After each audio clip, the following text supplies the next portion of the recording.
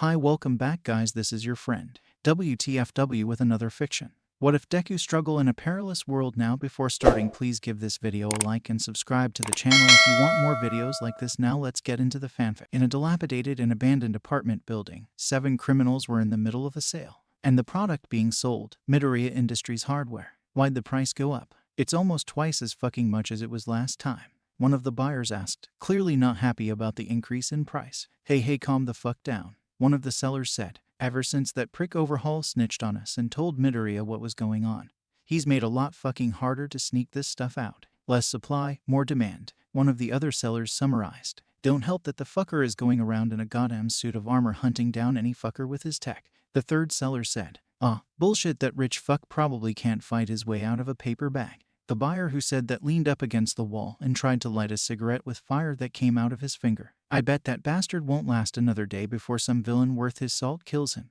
I could probably do it. Crash. Suddenly Izuku's armored arms smashed through the wall the villain was standing behind and grabbed him, before pulling him through the wall and throwing him through another wall. Shit, he's here. Izuku's targeting system went to work, and before the villains could recover from the shock of Izuku's arrival, he had already raised his arm, firing 3 blasts that hit the villains head on, sending them flying back and into unconsciousness. One of the villains tried to use his quirk, spitting at Izuku. Boom. The saliva landed on Izuku's chest plate and immediately exploded, creating a small amount of smoke that covered his upper body. Did I get him? The villain asked. In response to that question, Izuku walked forward through the smoke, barely even a scratch on his armor. Aw shit, the villain said. He tried to get himself ready to spit again, but Izuku suddenly rushed forward at astonishing speeds and grabbed him by the throat. The other 2 villains got out their guns and fired at Izuku. However, it predictably did nothing to him as the bullets simply bounced off his armor. Izuku backhanded the guy to his right, sending him flying, before punching the other guy in the face, sending him through a wall. With only one goon conscious and gasping for breath in his grip, Izuku decided it was time to get some answers. Izuku let him go, and the goon fell on his knees gasping for air. Where did you get these? Izuku pointed to the crate full of his tech. In response, the villain tried to use his quirk, but before he could spit at him, Izuku light kicked him in the face, causing him to fly back and smash his head against a wall. The villain cried out in pain. Both his nose and head were now bleeding. Shit, you fuck. Just tell me where you got them and we can get you to a hospital, Izuku told him. Fuck off, I'm not telling you shit, the thug said, before again trying to use his quirk. Phew. Izuku blasted the thug with a repulsor blast, knocking him out. He sighed. None of them are talking. Maybe I need to ask Kaken for some advice on interrogation. Outside of the suit, there were a few things that Ochako said he had to do if he wanted to keep being Iron Man. One of them was that she had unrestricted access to his helmet's camera feed, although Izuku would have done that anyway. And if she saw him talking to Bakugo right now ...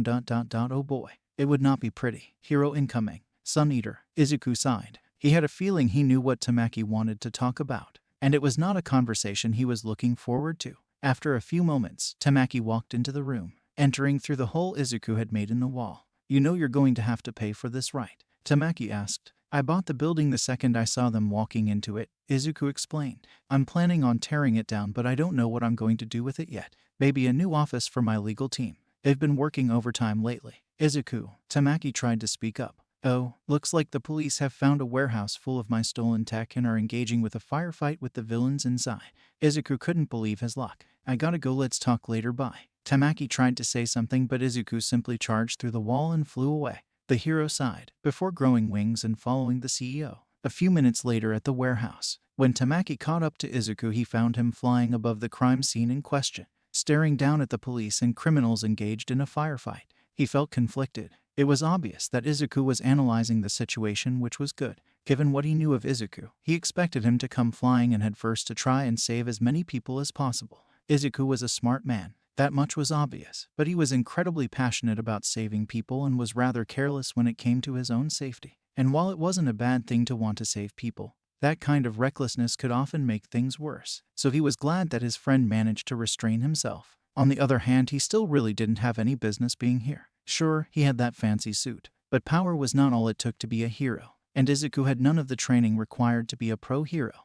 But he did manage to take down the Yakuza, even if he had help. And Blizzard too. Maybe I should give him a chance, Tamaki thought. I don't think I would be able to convince him to go away right now. With his mind made up, he flew next to Izuku. What's the situation? 4 police cars are blocking the way out. 7 policemen are still fighting and 1 is injured and hiding behind the car. A total of 30 hostiles in total, with 11 outside firing at the police and the rest are inside loading up a truck with as much tech they can fit in there. They've got 1 guy strapped to the front of the truck. I think they're going to try and use his quirk to break through the police barricade. Izuku summarized. You take the people outside. I'll stop the truck, Tamaki said, ready to start fighting. No need. Compartments opened up on Izuku's shoulders, and missiles launched out of them towards the villains outside. Boom, boom, boom, boom. WHAAH. The rockets crashed into the villains, hitting their marks and sending the shooters flying.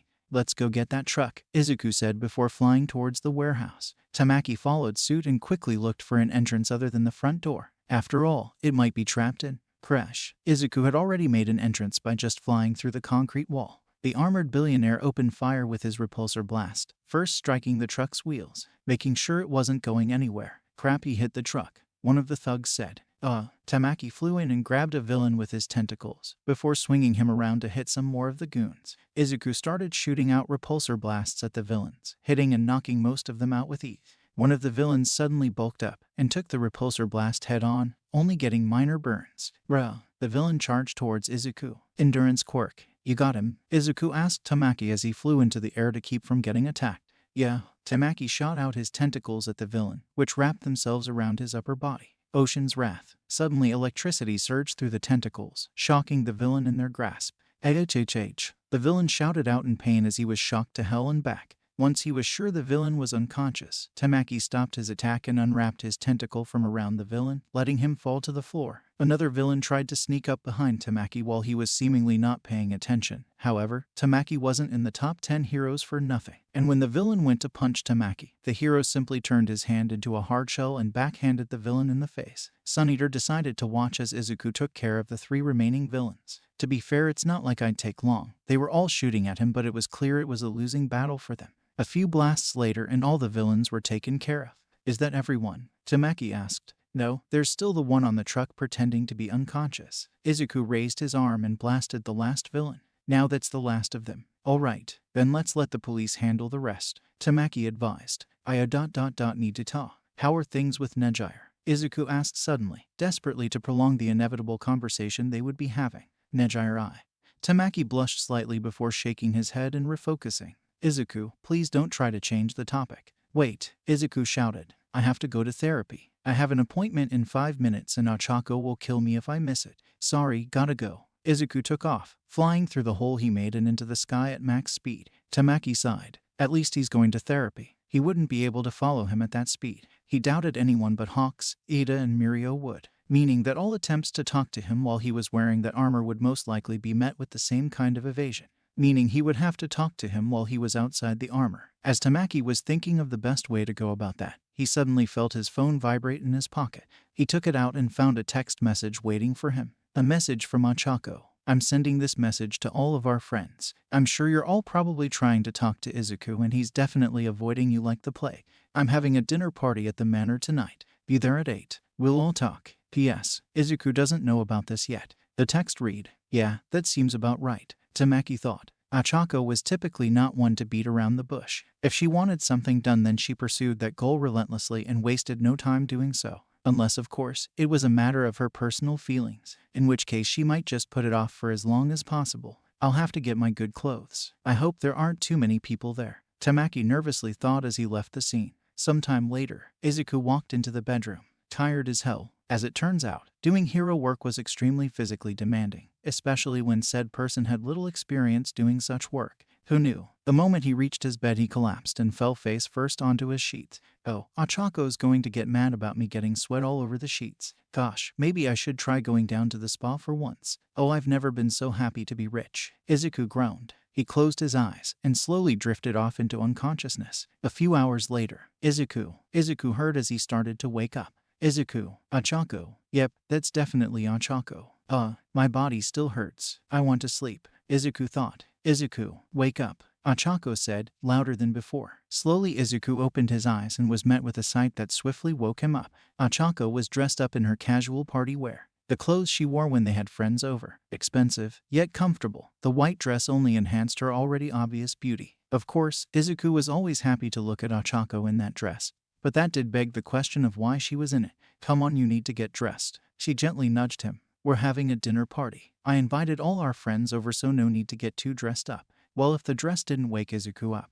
That certainly did. He jolted up with eyes wide. Dinner party. This was not good. This was very not good. Izuku was never a fan of parties, even ones that were attended by his friends. He just wasn't good at dealing with people. And this was a party where basically every attendant was very interested in having a conversation with him. A very specific conversation he had been trying to avoid. What? When? Why? Izuku asked in rapid succession. I started planning it after we agreed to let you keep doing the Ironman thing, Ochako explained. I was just waiting for an opening in my schedule. Why didn't you tell me? Izuku asked, his mind in full panic mode. Because you would have tried to avoid it or argue against it or something like that. Ochako put her hands on her hips and gave him a scolding look. Like you've been avoiding everyone else for these past few weeks. Izuku cringed and turned away from Ochako's gaze. I haven't been avoiding everyone, I've just been busy. Oh, don't give me that. Ochako instantly called out his lie. You didn't want to hear everyone tell you what a bad idea this is, so you've been avoiding all of our friends. Don't think I didn't notice you not picking up anyone's calls or responding to anyone's messages. Izuku didn't have a defense for that. Listen, these conversations are going to happen, so instead of each one of our friends individually hunting you down and scolding you, we can save everyone some trouble and all come around a table and talk like adults. Ochako took Izuku's hand, calming and comforting him slightly. And you'll have me and Eri there to support you. Eri's coming too. Izuku knew Eri wasn't good with new people, or people that weren't them in general, so he wasn't sure taking her to a party was the best idea right now. She needs more exposure to people. Good people, Ochako told him. And if it gets too much for her, then you two can leave and you can put her to sleep. It'll give you a good excuse to leave early too. Izuku still wasn't sure about that. He was super protective of Eri, and the thought of her being uncomfortable for even a second caused him to want to usher her away and hold her in his arms and tell her that she's safe. She'll be okay.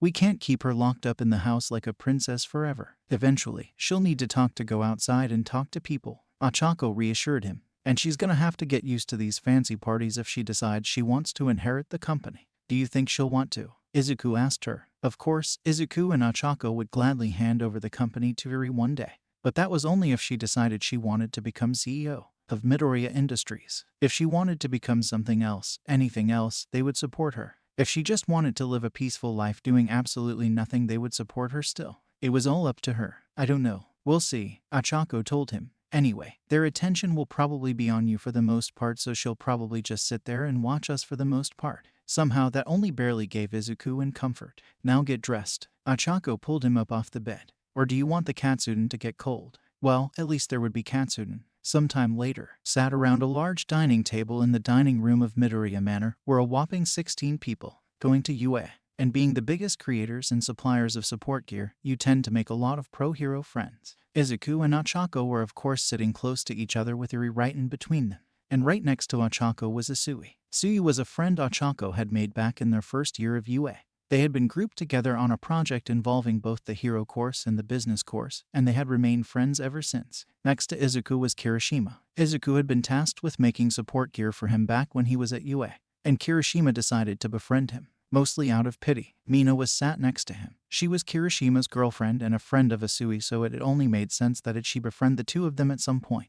Tamaki, Mirio, and Nejire were all sitting next to each other with Tamaki right in between the two of them. Shoto Todoroki was also in attendance. Izuku had also been assigned to make gear for him as well. The two of them didn't get along at first, and they really didn't get along for a while. But one day, something changed, and the two were suddenly good friends. Izuku had kept the reason a secret for the most part, with the sole exception being Ochako, who he told basically everything. Momo was sat directly next to him, due mainly to Ochako's and Mina's insistence. Momo had actually met them due to business. She had seen great potential in Izuku's gear and invested in them. This led to them eventually becoming close friends, mainly due to Ochako wanting to secure a business relationship. Gyro was someone they had met through Momo. Izuku and Ochako had been fans of her music, and when they heard Momo was close friends with her, they were eager to meet her. Kendo was also someone they had met through Momo. Back when Ochako had been trying to make as many hero friends as she could to bolster the company's sales and image. Kaminari was a friend of Gyro, and therefore a friend of theirs. Toru was friends with Mina, Isui, Momo, and Gyro, so again it was only natural they would become friends as well. Shinso was the only friend Izuku had actually sought out on his own. He wanted to help him get into the hero course, and thanks to Izuku's support gear, he did. Naturally, the two of them were very good friends, although Shinso was a teacher at UA. Now on top of being a pro hero, so he was busy most of the time. Lastly, sitting as far away from Izuku as possible, was Mei. Izuku had insisted they invite her, as he considered her one of his friends. To her credit, she did clean herself up, but only because it's been a long-established rule that Mei was not allowed inside their house unless she was sufficiently clean. Alright, Ochako started the conversation. So now that everyone is here, let's. Where is it? Mei couldn't hold herself back anymore. I need to see it. What does it run on? How does it maintain such incredible structural integrity while maintaining such high mobility? How? You can see the Godam suit after we're done, Hatsumi. Ochako sighed while she rubbed her head. Mei seemed unsatisfied with that, but she decided to sit down and stay silent anyway. Last time she annoyed Ochako too much, she kicked her out the house, literally. Before we address the massive armored elephant in the room, can I just congratulate the two new parents here? Mina said, gesturing to Eri, making the horned girl shrink into her chair. Yeah, I knew you two would probably have kids at some point, but you go to skip the baby phase and go right into the cute kid phase. Toru squealed, and she is so cute. I suppose congratulations are in order, Momo said politely. I am very happy for the two of you ... and I must agree with Toru, she is very adorable. Like Toru said, I thought you two might have kids, but I thought you'd have ... Well, you know. Kirishima tried to find a way to explain it, without doing or saying anything inappropriate in front of Eri. Well, just because they adopted a kid doesn't mean they're not gonna have one the old-fashioned way, Kaminari pointed out. I mean, they have the money and we all know they're doing it on the act. Gyro stabbed Kaminari with one of her jacks, not in front of the kid. Thank you, Gyro, thank you all. Eri is a precious new addition to the family. She's a bit shy right now, so let's move on, shall we? Ochako said, taking the focus off of Eri. I think it's time we stop dancing around the reason we're all here. Shoto turned directly to Izuku. What the hell are you thinking? Yes, as both your friend and as someone who has vested interest in your company, I have to address my concerns with Izuku going around committing what is basically vigilantism, and only not getting arrested because of a legal loophole, Momo explained. Ochako looked like she wanted to laugh. Come on, yeah, Momo. You know we'll be fine. Sure, the increase in security has caused a significant decrease in revenue, but we're still making more money than any of our competitors could dream of making. And as for Izuku's Ironman thing, surprisingly enough, while many people have predictably gotten upset, there is an almost equal amount of people that are actually praising Izuku for taking responsibility for the harm Out Tech has caused and trying to help. And even more, people just don't care. And even those people who are against Izuku's not vigilantism still buy our products. So in the end, any changes made to our sales because of Izuku are negligible. Well, I'm glad your sales aren't hurt, but Izuku definitely will get hurt if he keeps doing this, Kendo added.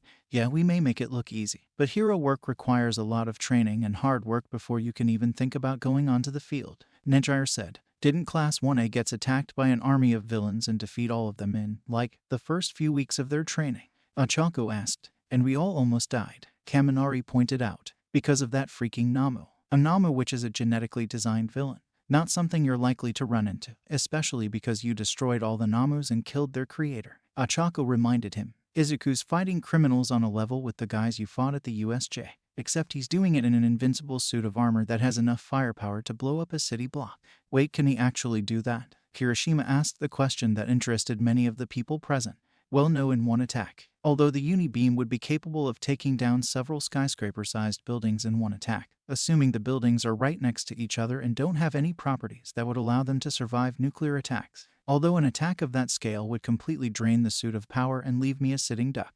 Does that count for both the primary power source and the backup power source, or just the primary power source? Mei asked. There is no secondary power source, Izuku said, surprising Mei. Adding a secondary power source would make the suit bulkier, causing it to become both less maneuverable and easier to hit. And due to the potency of the primary power source, adding a secondary power source just causes more problems than it solves. Okay, we're getting into crazy tech talk and kinda straying away from the topic. Mirio chimed in. No, Izuku, why don't you explain the suit's capabilities? Ochako told him. Well, the suit is powered by a classified piece of technology more potent than anything else available in the world, especially at its size, and is capable of powering the suit for a full 3 days provided that the suit doesn't make use of the repulsor beams, flight systems, or Uni-Beam. Speaking of the flight system, the suit is capable of flying at around supersonic speeds. However, control over the suit at such high speeds would decrease drastically. While not flying, the suit is still capable of going at around 90 miles per hour at max speed, although it would still require about 2 minutes of running in order to reach max speed.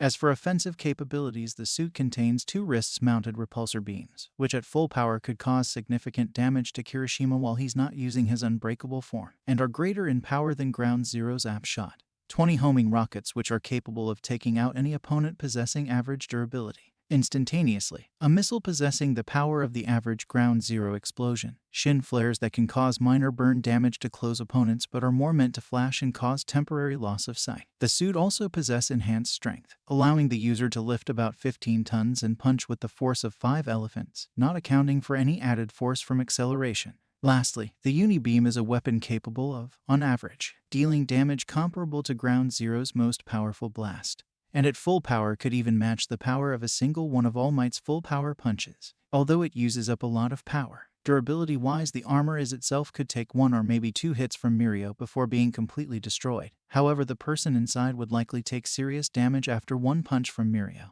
and the person inside the armor could only safely take 1 full power blast from Ground Zero before they start getting hurt themselves. It's immune to heat any level below the surface of the sun and is capable of functioning even through extreme cold. It's completely waterproof and has its own oxygen supply that could last for about a day, and is highly resistant to electricity as well as other elemental attacks. Lastly, the helmet contains a highly advanced HUD, capable of showing the full status of the armor and giving access to all the scanners, including Izuku was talking at such intense speed that the only people who could understand him were Ochako, Mirio, Nejire, and Mei. Okay, stop. Stop, Mina shouted. It feels like my brain is going to explode. Yeah, I'm gonna be honest, dude. I only got like half of that, Kaminari said. But we get the point. It's an extremely powerful suit, Shoto said. But that only begs the question, where are our super suits? Toru asked. Yes, I'm aware that you are halting the production of new products, but shouldn't you still allow custom orders of these armors to trustworthy heroes like you have in the past? Momo asked. Well, there is a big problem with the armor that keeps it from becoming purchasable anytime soon, Ochako explained. In order to properly operate the suit, you'd have to be a genius yourself. It would take years of training for even the most intelligent heroes, excluding Nezu, to learn how to safely pilot the armor. So Denki's not getting one anytime soon, Gyro commented with a smirk. Hey, Kaminari said, sounding offended. In time we could find a way to simplify the controls and the HUD, but that would take many years of development and testing, Izuku explained. Sorry, that aside, it doesn't matter how powerful your suit is. If you are inexperienced that power, you'll end up causing more harm than good, Asui said, making a very good point. Oh, I took that into account when I decided to do this, Izuku said. The armor informs me of any possible dangers my actions could pose to people or objects around me. Todoroki spoke up.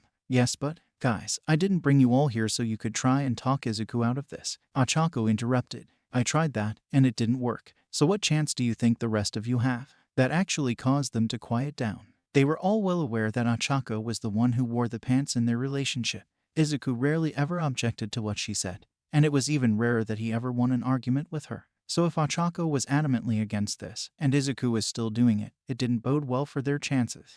Can I say something? Tamaki spoke up, much to the surprise of everyone else. Of course. What's on your mind, Tamaki? Mirio asked his friend. I was with him today. While he was fighting, he was pretty good. No innocents got hurt. No unnecessary property damage. He didn't even get hurt, Tamaki informed them. He's been doing this for a few weeks now, and nothing went wrong. I think he at least deserves a chance at least. Everyone stayed silent and took that in. The statement held a fair amount of truth. In the few weeks Izuku had operated, he performed with absolute efficiency and achieved complete victories. No civilians got injured. He himself never got injured. No villains ever escaped him, and while there was a little property damage, it was ultimately minor, and Izuku had paid for it all. All in all, it seemed like Tamaki had a point. I mean, we're not going to convince him anyway, so I don't see any more point in arguing, Gyro said, finally taking a bit out of some of her food. Well, if there's nothing we can say to convince you, I guess Gyro's right. No point in arguing. Mirio shook his head. But if your fancy scanners tell you that an enemy is too tough for you, then don't fight them. Call for help. For the most part, it seemed like many of them had accepted this, with a few exceptions. I still don't like this, Kiro, Suyu said. Neither do I, Momo added.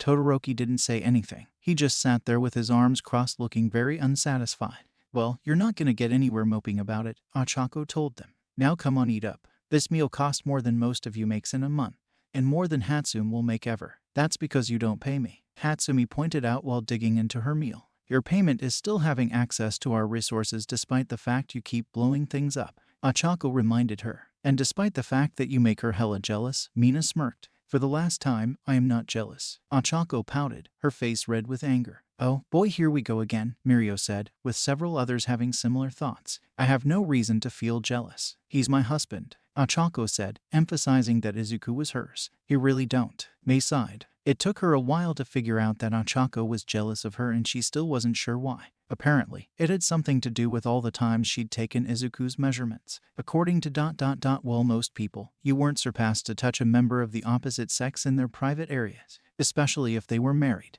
God, she still remembered when Ochako had caught her in an intimate position with Izuku after they'd gotten married. She both sent her to the hospital and made her work to pay her hospital bills. That woman was ruthless. Right, isn't that right, Eri, our daughter? Ochako turned to Eri. Eri seemed very uncomfortable, but was keeping herself together by scooting next to Izuku. Seeing this snapped Ochako out of her, totally not, jealous rage. Izuku, why don't you take Eri to bed? Ochako told him. Right, Izuku said. Also noticing Eri's silent distress, he picked her up and started walking out of the room. Sorry, I have to leave so soon. No, it's fine. Good night, Eri. Sorry for making you uncomfortable. Mirio apologized. Everyone else gave similar goodbyes as Izuku walked out of the room completely. Once they got far enough away, Izuku asked Eri something. Why didn't you tell me it was getting too much for you? I'm sorry. I didn't want to disappoint you, Eri said in a quiet voice. Eri, the fact that you came out and went to the dinner in the first place makes me very, very proud, Izuku told her. You've been so strong, so if you feel like it's too much for you, please tell us.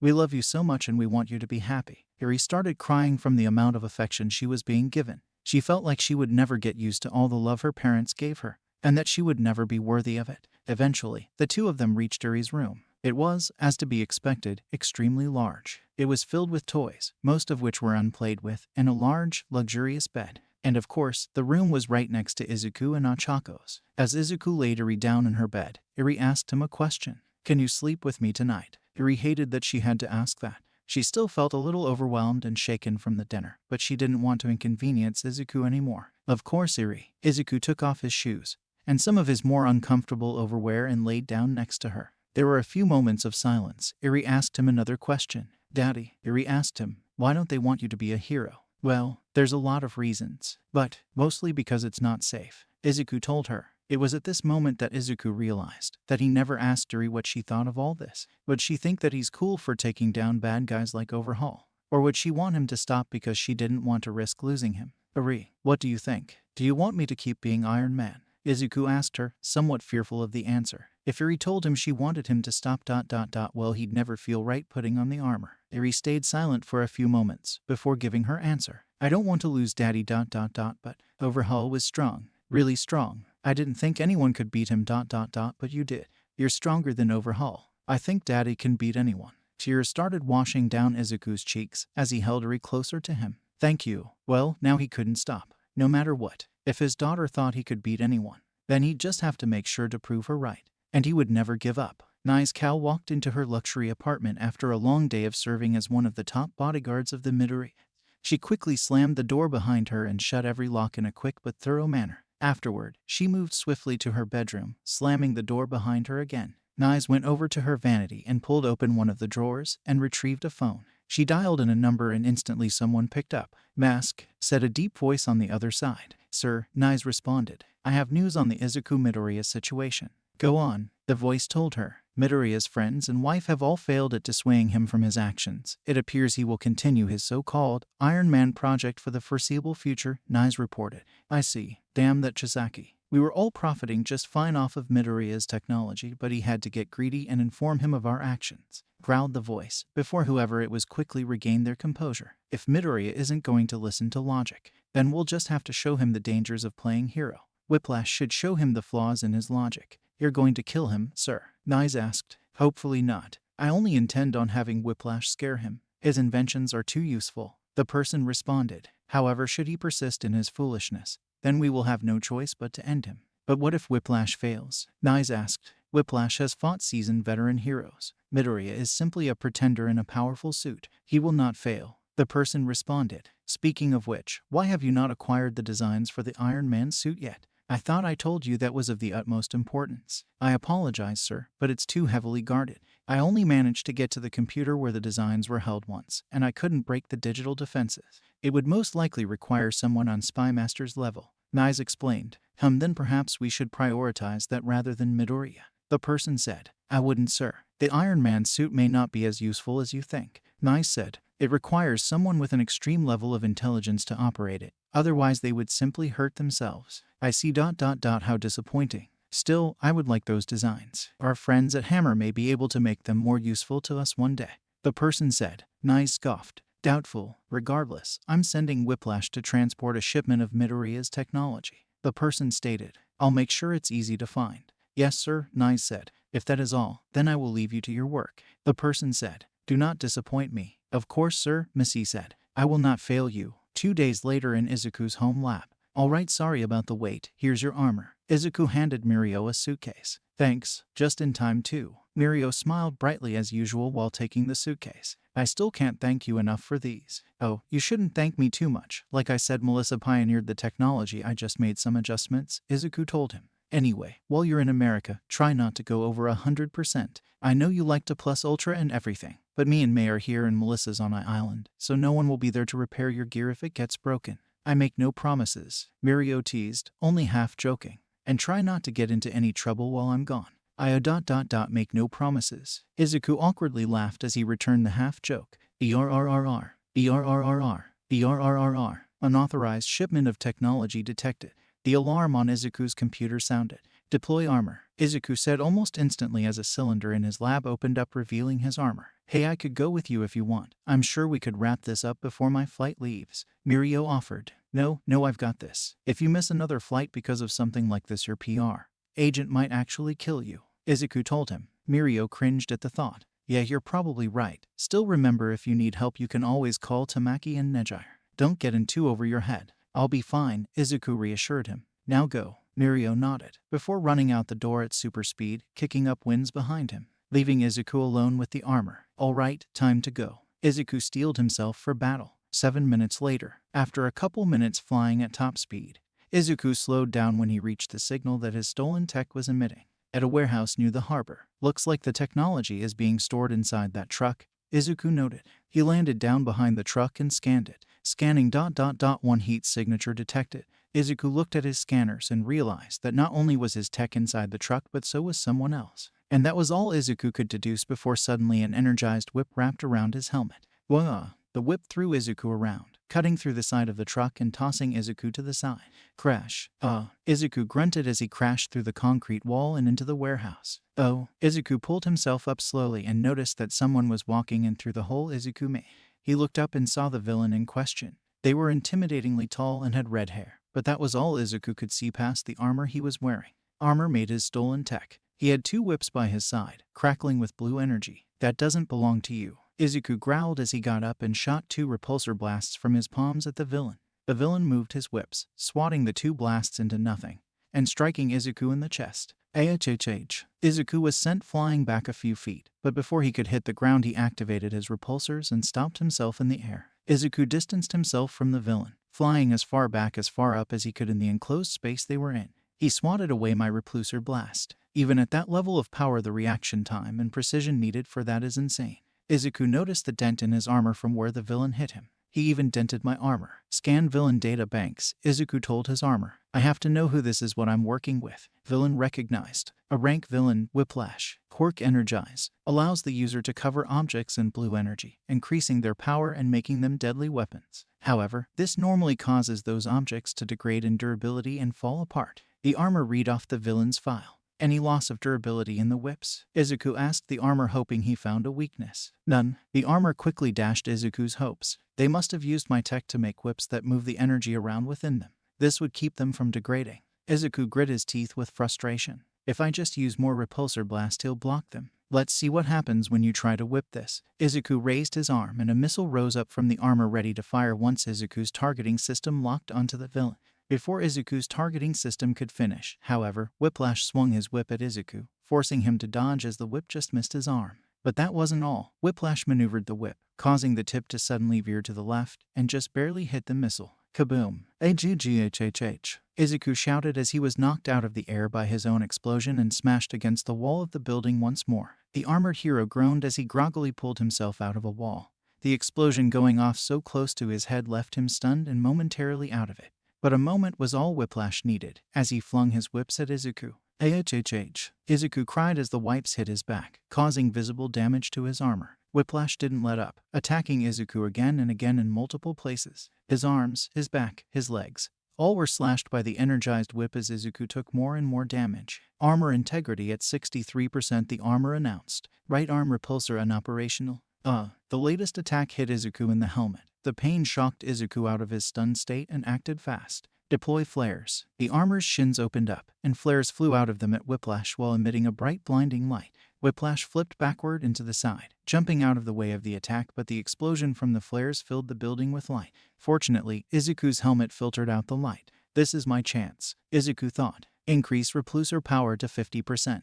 Izuku shouted as he aimed his repulsor at Whiplash. Unfortunately, while Whiplash couldn't see anything, he could hear Izuku shouting that he was about to attack at the top of his lungs. Whiplash swatted the blast out of the air and attacked Izuku once more, the whip hitting the armor's side and sending him flying once more. Izuku grabbed the ground as he was hurling through the air, slowing him down and eventually stopping him as he landed on his knee. Okay, I probably shouldn't have shouted that, Izuku thought. Ranged attacks won't do me any good. If I want to win, I'm going to need to use my strength and speed. And also some tricks. Fire shoulder missiles, Izuku whispered this time as he got up on both his feet. Don't target, just fire in his direction. The armor's shoulders rose up and missiles fired out at Whiplash. The villain cracked his whip and swiped at all the missiles, causing them to explode and make a smoke screen in front of him. Suddenly Izuku rocketed out from the smoke, flying at high speed right toward Whiplash. Whiplash barely had any time to react, as he ducked back to avoid the attack, barely managing to do so as Izuku was so close.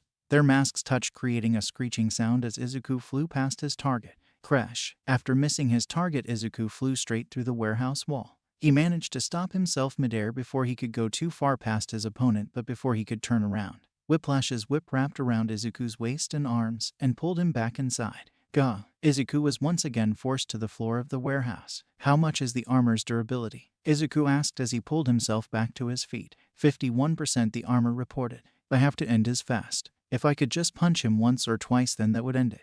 Izuku thought up a plan. I can't keep flying. I have to stand my ground, otherwise he's gonna keep knocking me around. I'll just have to rely on my leftover durability, my strength, and my speed. Izuku ran at Whiplash, and the villain retaliated by attacking him with his whips. Izuku tanked the blows, opting to let them hit him if he could get closer to his foe. Thankfully, it only took a couple seconds to close the distance and get into punching range. Izuku threw a punch at Whiplash, who crouched down to avoid it, and whipped Izuku's side. Gah! Izuku grit his teeth and raised his fist, before bringing it down to the villain, who flipped backward to avoid it and whipped Izuku twice in the face. Izuku was stunned momentarily from the hits, and Whiplash took this opportunity to strike at Izuku some more, hitting him with attack after attack from his whips. The armor and integrity at 24%. His armor started to malfunction as it took more damage. Desperate, Izuku asked, how much power do we have? 79%. The armor announced. Fire uni beam. Izuku shouted. His arc reactor powered up with a strong hum, and Whiplash stopped his attacks as he realized that whatever was about to happen next would be dangerous for him. A large beam of energy fired out of the arc reactor, heading right towards Whiplash. The villain barely managed to jump out of the way, getting his armor singed in the process. Izuku turned to hit Whiplash, but the villain kept dodging and running away. The uni beam cuts through everything in its way: boxes, crates, the building itself, its support beams. Change the left repulsor from blast to beam. Izuku was going all out. He aimed his repulsor beam in front of Whiplash, cutting him off while the uni beam was catching up. Power down to 30%. His armor warned. Doesn't matter how low my power is if he cuts through my armor. Izuku grunted as he kept trying to hit Whiplash. Whiplash cracked his whip up at one of the platforms above him and narrowly avoided the two beams. He pulled himself onto the platform, before using his whips to destroy two more support columns, before leaping out a nearby window. Suddenly, the building began to rumble, and cracks appeared in the walls. Building collapse imminent. His armor warned. Izuku's eyes widened as the building started to come down around him. He fell backward and shouted, Unibeam, full power. The ceiling started to fall apart, but before it could come crashing down onto Izuku, his uni beam suddenly exploded in power and size, destroying most of the ceiling above and around him. After about 5 seconds, Izuku's armor shut down. He had run out of power. The rest of the building came down around him, but none fell on him, leaving him a circle surrounded by debris. I can't move. No, not like this. Izuku tried his best, but without any power, his armor would not move. He heard footsteps approach his helpless form, and soon he could see Whiplash walk up to him, staring down at him. The villain kneeled down to him and simply said, "You're no hero." And with that, Whiplash stood up and ran away, fleeing the scene. Many emotions filled Izuku in that moment. Relief that he was apparently still going to live. Rage at the fact that the villain would now get to run free, still using his tech. But most of all, despair at his crushing and absolute loss. You couldn't have waited for backup. As Izuku suspected, Ochako didn't wait long before scolding him, having only just gotten home from the hospital. After his loss, Tamaki found him in the rubble and brought him to the hospital. And after a few hours of treatment he was released. Now he was in his lab, with a very upset Ochako. I didn't think that a class villain would show up, Izuku explained while he typed on his computer. Most of the villains I've fought before don't even have rank, let alone one that high. Izuku, our tech is the most advanced tech in the world. Ochako stated the obvious. Naturally, every villain from the highest rank to the no-names would want to get their hands on it for one reason or another. It was only a matter of time until the guys at the higher level got tired of you taking down their goons and making their lives harder. Izuku paused. I guess. I just didn't think they would go from no-names to a rank. I mean, it's pretty effective, Ochako said. If they wanted to beat you before you could become more experienced or upgrade your armor. But then why would you let me live? Izuku asked. Because you're more useful alive, Ochako theorized. My guess, and Chizome's, is that they intended to scare you out of being Iron Man, and hoped that you would eventually take the company out of lockdown and make new tech for them to steal. Izuku scowled. Well, that's not happening. Ochako sighed. In truth, she kind of hoped this experience would stop Izuku from continuing his crusade.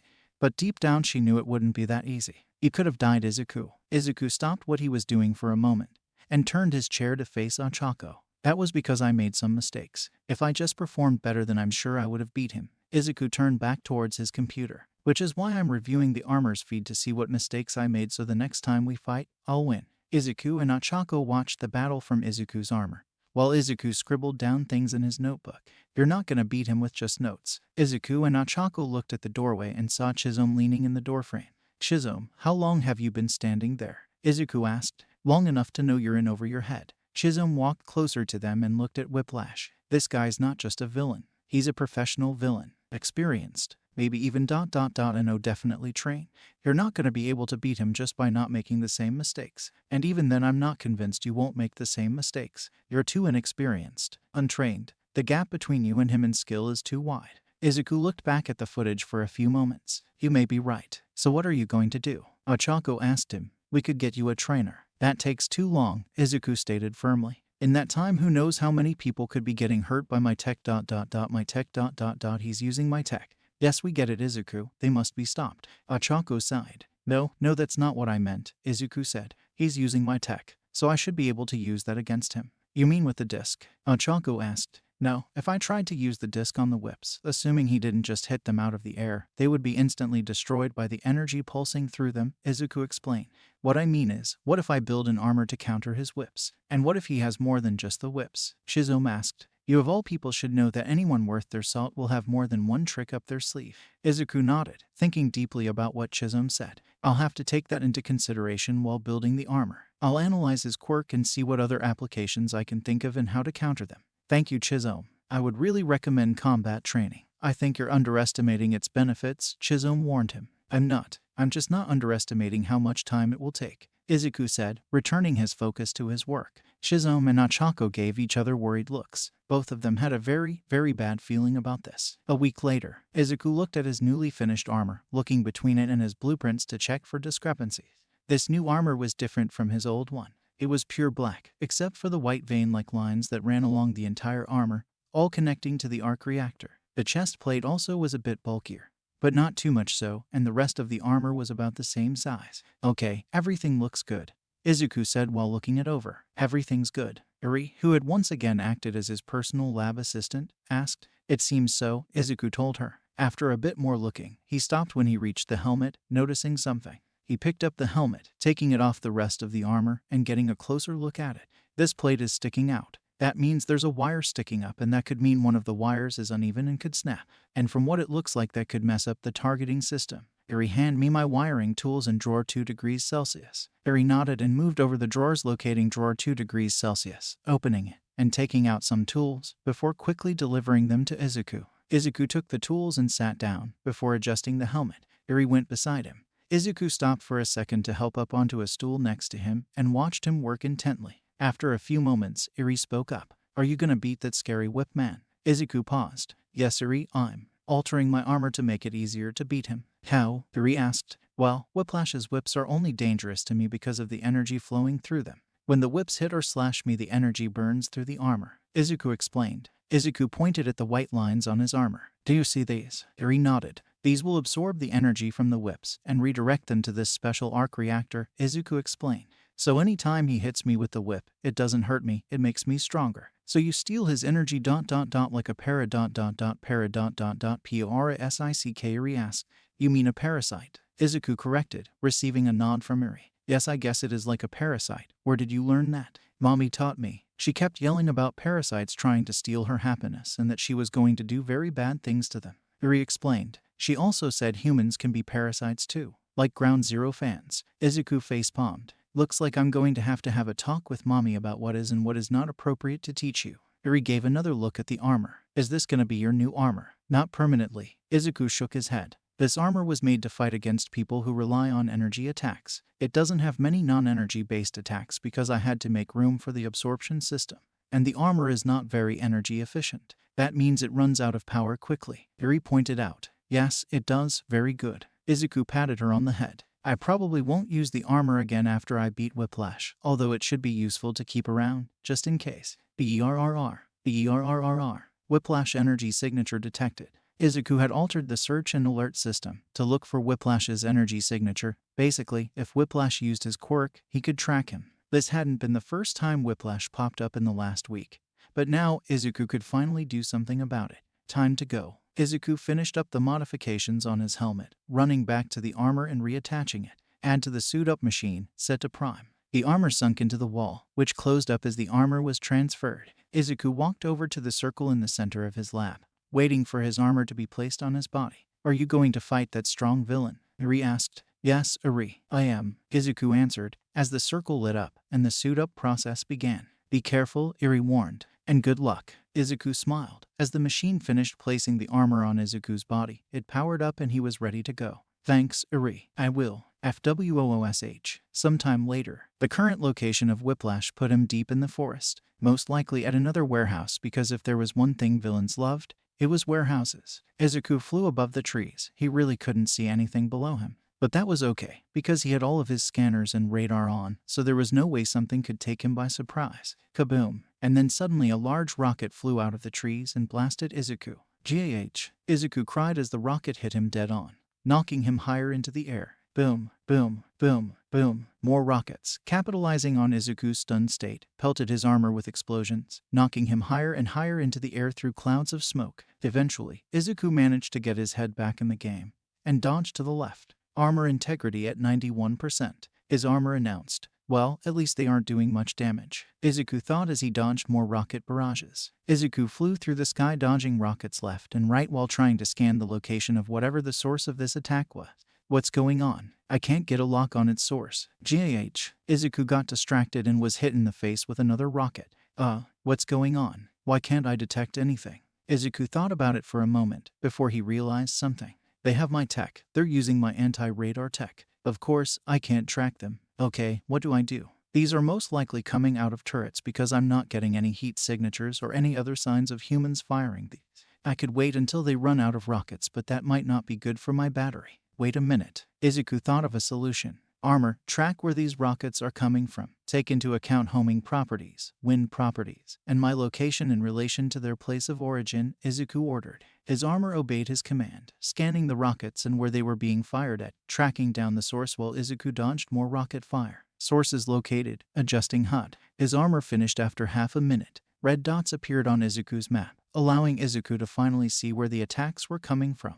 Izuku flew straight down, landing right behind a big rock. I can't afford to fly down here. Too many trees. I'll bump into everything. I have to be careful. Izuku looked at the red dots on his map. 10 turrets. I can do this. Izuku stepped out from behind the rock and ran through the forest. He approached the first turret in seconds, and as soon as Izuku got close, the turret turned to him and began to fire. No longer having the air advantage, Izuku struggled to dodge, moving left and right as fast as he could, causing him to trip. Fortunately, before the turret could take advantage of this, however, Izuku managed to shoot a repulsor blast at the turret, causing it to explode. Izuku breathed a sigh of relief. 1 down, 9-2. Kaboom! Darn it! Izuku shouted as he was blown away by another rocket. He had been so focused on that one turret that he didn't notice he entered the range of 2 others. Izuku rolled out of the way of the rest of the rockets, eventually pulling himself up and running through the forest dodging rockets. Thanks to his speed, Izuku was able to avoid the rockets pretty well. The trees, however, despite being completely still, somehow proved to be harder to dodge. Izuku crashed through another tree after dodging a rocket, before crashing through another tree. Eventually, Izuku got close to one of the turrets and blasted it with a repulsor blast, destroying it. Izuku jumped out of the way of more rockets, before unleashing another repulsor blast and destroying that turret too. At this rate, I'll run out of power trying to destroy all these things, Izuku thought. Switch to beam. Izuku held up his palm in the direction of the nearest turret, which he couldn't see due to the trees, but thanks to his map he did know its location.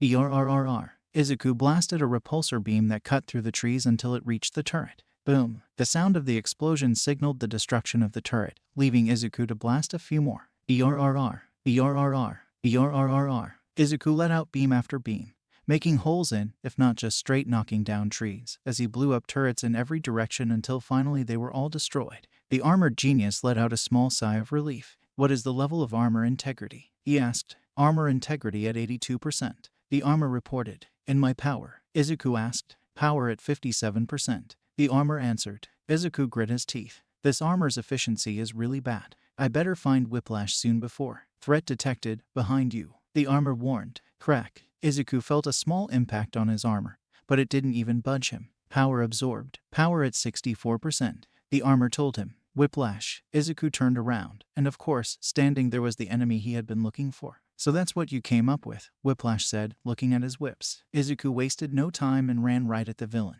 Knowing that the whips could no longer harm him, but could still swat his repulsor blast out of the air, so he had to take a direct approach. Whiplash dodged a punch given by Izuku, the armored man's fist plunging into the cliffside and cracking the rock. Izuku took his fist out of the cliff and kept charging at Whiplash, letting out a flurry of blows at Whiplash that the villain promptly dodged. Same as before, his punches are sloppy, unfocuses, predictable, but damn strong and fast. Without my whips, I can't keep him at a distance or even hurt him. His punches are too fast for me to dodge for too long.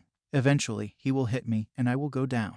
Whiplash thought about how to best solve this issue. Whiplash deactivated his quirk, turning his whips into normal metal whips, before he shot out one of his whips at a nearby tree branch and pulled himself towards it. The villain landed on top of the tree branch and then jumped away through the treetops. Is he trying to escape? Izuku ran after the villain, knowing darn well that he had no chance of jumping from branch to branch like he did.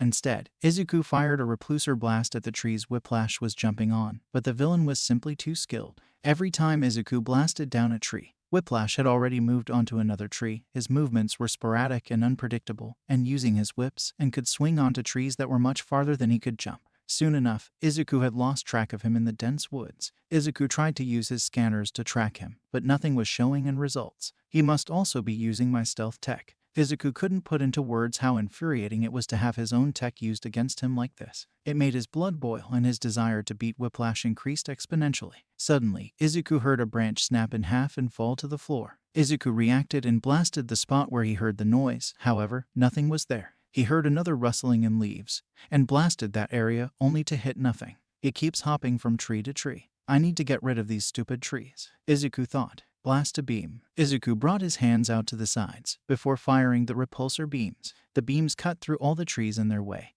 Izuku then spun around in the circle. Hundreds of thuds were heard as trees fell all around the forest, clearing a large area around him so he could finally see. Note to self, have people replant the trees in this area, Izuku thought, feeling a bit guilty for the massive destruction of nature. Thwack. Izuku was suddenly swept off his feet by a tree trunk hitting him in the back. He still found a way to sneak attack me. Izuku was about to pull himself up and throw the tree trunk off of him when 2 more tree trunks fell on top of him. Whiplash used his whips to pick up the fallen trees and throw them on top of Izuku. Soon enough, Izuku was covered in a stack of fallen trees, buried under a mountain of wood. Once Izuku was completely entombed, Whiplash stopped and waited for Izuku to escape. Then, a blue glow started to emanate from the pile. leaking through the openings between the branches until the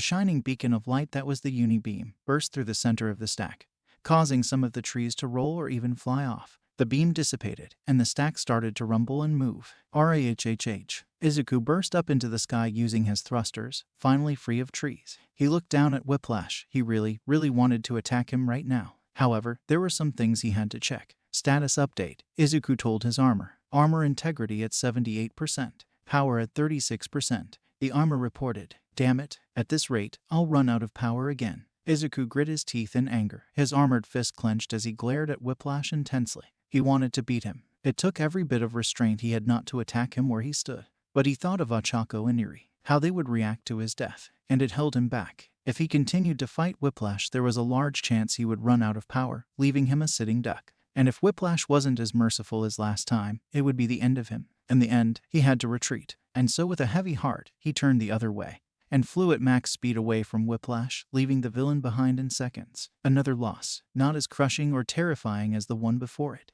but a loss nonetheless.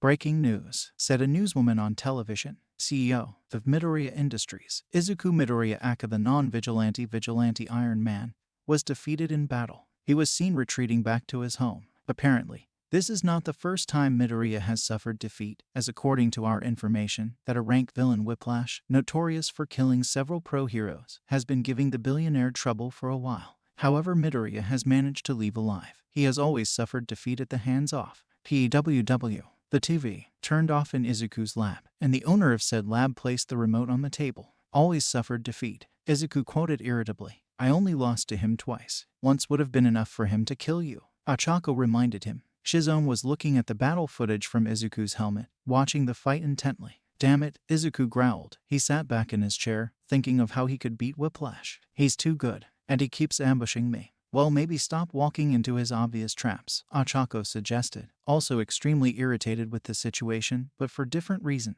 "You know how to track his energy signature. Anytime he uses his quirk, we know where he is. Just avoid him, go back to fighting grunts and low-level villains, and wait for the heroes to take care of Whiplash." "But they can't catch him," Izuku argued. "I've left him alone for the heroes to catch before. He knows the patrol routes of all the heroes, and he's deliberately chosen locations that are far away. By the time other heroes would be able to arrive, he's already gone. The only people who can get there before he leaves are me and Mirio, and he's out of the country. Then just wait till the heroes eventually track him down and take him out." Ochako countered. "Who knows how long that might take?" Izuku rebutted. "How many people could he hurt with that tech in that amount of time? I need to stop him." "You're not going to save anyone by throwing away your life in a fight you can't win," Ochako shouted. "But I can win," Izuku said almost as loudly. "Not the way you are," Shizome suddenly interjected, causing the two to turn to him. "I'm repeating myself, but what I say needs to be repeated. You're too inexperienced," Shizome repeated. "Even if you have the most powerful weapon in the world, experience almost always beats power. If you did have the experience, you would have known the hunk of junk armor you made was a downgrade in every sense of the word."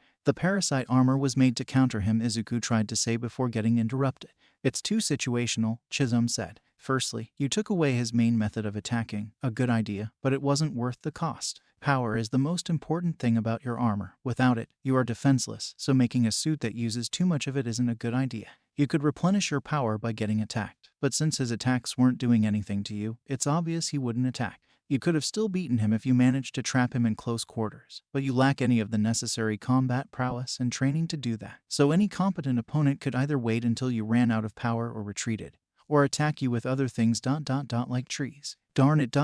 he has a point. On paper, the armor sounded perfect, but I guess I was too reliant on the idea that he would be helpless without his quirk ... Oh. Izuku suddenly realized why he had gotten that idea. That armor is almost entirely useless. It could come in handy but only in extremely rare circumstances, Shizome explained.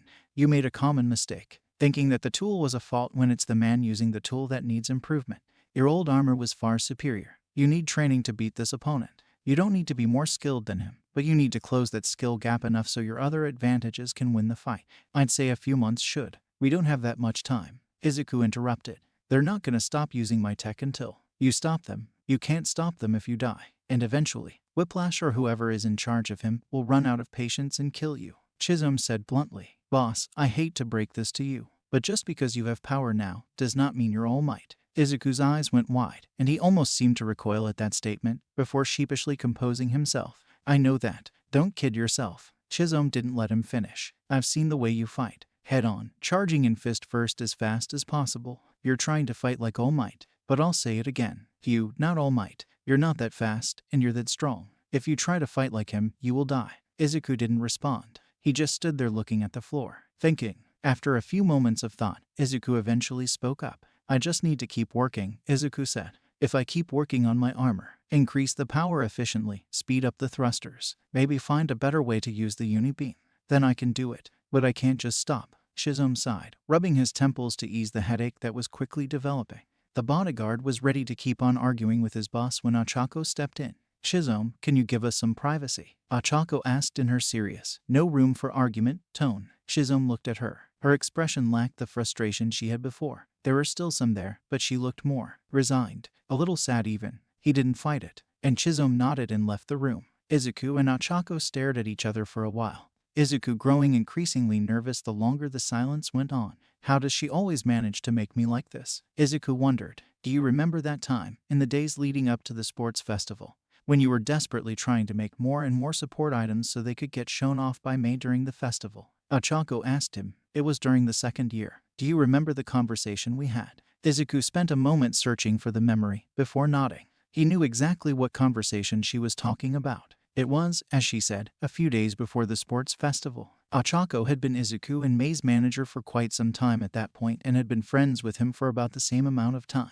As he was prone to do, he had been overworking himself, even more so with the sports festival looming near. May was going to use their gear and show it off during the event, as she had done last year. The chance to show off during the sports festival was not to be taken lightly, and so Izuku had really been pushing himself beyond his limit, and that was taking a toll on his body. And Ochako let him know exactly how she felt about that. Several years ago, at the UA support lab, you're overworking yourself. Ochako argued. I am fine, Uraraka, Izuku said, looking away from her. Midoriya, I can see the bags under your eyes. Ochako pointed to said bags, making Izuku flinch from how close she was. Izuku tried to come up with an excuse, but his panicked state combined with his sleep deprivation was making that rather hard for him. Ochako glared at him. What have I been telling you and May about taking care of yourselves? I swear, I scooped up the best partner out of the support course, and May, but I have to make sure you don't kill yourselves anytime I turn around.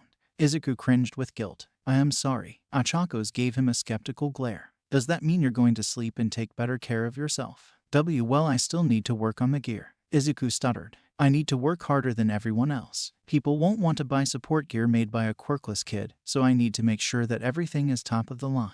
You took a chance partnering with me. I need to do what I can to make sure you didn't make a mistake. Ochako glared softened, before dissipating with a sigh. Damn it, why do you have to be so sweet and considerate? Unable to stay mad but not willing to drop it, Ochako decided to try a different approach. If Izuku wouldn't look after himself for his sake, then maybe he would for hers. Izuku, this isn't good for either of us. If you're working while sleep-deprived, then you're going to make mistakes, and that will only make the quality of the gear worse. Ochako pointed out. Don't lie to me and say that it hasn't been getting harder to work on the gear without sleep.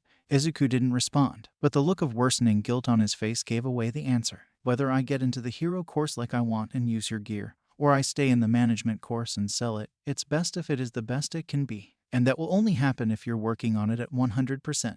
Ochako continued, giving Izuku a pleading look, really hammering in the guilt. And besides, Ochako grabbed Izuku's face and made him look at her. You're my friend. Don't be so considerate and kind, and make me care about you, only to kill yourself by overworking. You can't do that to me. Izuku broke, as did the dam holding back the waterworks. I am sorry. Don't be sorry, Ochako told him. Just promise me you'll take care of yourself. I promise, Izuku told her. Back in the present, you promised me that you would take care of yourself. Ochako reminded him. Izuku felt the guilt well up in him, and he knew that his resolve was starting to crumble. Ochako gave him a sad smile. It's funny, this isn't the first time you threw your health and potentially your life away without a second thought. Caring for you is hard, you know. You're self-destructive, you're stubborn as hell, and despite being a genius you can be really dumb when you get tunnel vision. It's hard, Izuku, it really is. Izuku was trying really hard not to let his guilt consume him. Every time Ochako really wanted to convince him, she would guilt him. And it almost always worked. Ochako took his hand. The care and warmth put into that gesture nearly caused Izuku to crumble right there.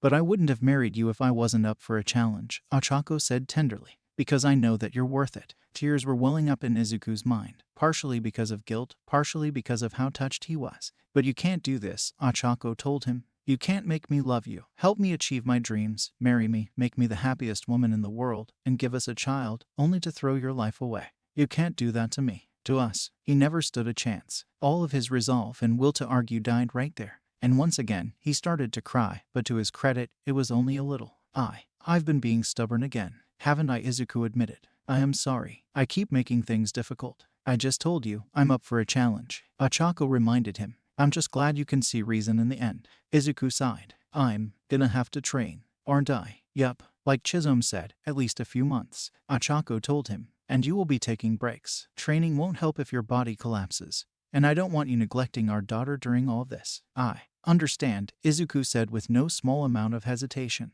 He didn't like how slow this was going at all, but he didn't really have a choice at this point. "I'll go see who I can get as a trainer." "Nope," Ochako told him. "I'll be taking care of that, as well as your scheduling, because I know you're still terrible at that. I'll get in contact with our hero friends and see who can train you. Also, I'll get our contacts in the police to focus on tracking down Whiplash. Next time you two fight, I don't want it to be you flying into an ambush. For now, you can work on improving the Model 2 armor. And I'll call May so she can work on the armor while you're training." "That's you're doing a lot," Izuku pointed out. "You just scolded me for overworking myself." "Izuku, I'm just making some calls, sending some emails, and writing down a schedule. It's fine," Ochako reassured him. "And you're out there risking yourself. I can't just stand on the side sending you disapproving looks. No matter how much I hate this, if we're going to do this, then we need to do it right. And as a team, like we always have." Izuku smiled at her. "I guess I really am hopeless without you." Ochako giggled. "I thought that was obvious. Although to be fair, I doubt I'd be anywhere near as happy without you." The two of them laughed until they heard a knock on the door. "Are you two done making out yet?" Chisholm asked. Izuku was about to tell him to come in when Ochako suddenly grabbed him. "Not yet," Ochako called, before kissing him right on the lips. Izuku was taken off guard, and by the time he truly realized what was going on, it was over. "We can spend more time like that once Whiplash goes down," Ochako teased him. "Now let's get back to work." "Why yeah." Izuku was too stunned to say anything else. Ochako let go of him and walked away, opening the door and leaving the lab. Izuku heard a short conversation between her and Chisholm before it ended, and Chisholm walked into the lab. "You know, if there is one thing I've learned from you, boss, is that the power of love is real and it is strong." Chisholm half joked. "Well, yeah," Izuku admitted with a fierce blush still adorning his face. Chisholm shook his head with a small smile on his face. "I'm glad you're going for training. I've always liked your strong sense of justice, but you can't let it kill you for stupid reason. Sorry for making you worry." Izuku apologized. "Wasn't worried, more frustrated," Chisholm denied. "But on a different topic, you know, I could teach you a few things. Hand-to-hand combat, how to aim without assistance, and how to deal with armed opponents." "Well, you'll have to talk to Ochako. She's making the schedule." Izuku chuckled. "Meanwhile, I guess I'll go get back to work on my armor. Can you go get her for me? Gonna have her help you out in the lab again?" Chisholm asked. "I think she likes it," Izuku admitted. "I think she just likes spending time with you," Chisholm said. Izuku paused. "Well, another reason not to die, I guess." Chisholm shook his head. "I guess, sir. I guess." Izuku and Nejire were currently standing in a forest. He was in his armor, and she was in her hero costume, and they were both here for the same reason. Flight training. Or to be more accurate, Nejire was here to teach Izuku about flying. "Sorry for taking up your time, Nejire." Izuku apologized, blushing under his faceplate. "It's no problem. It's more than worth it to make sure you don't kill yourself," Nejire said bluntly without losing a bit of enthusiasm or cheer.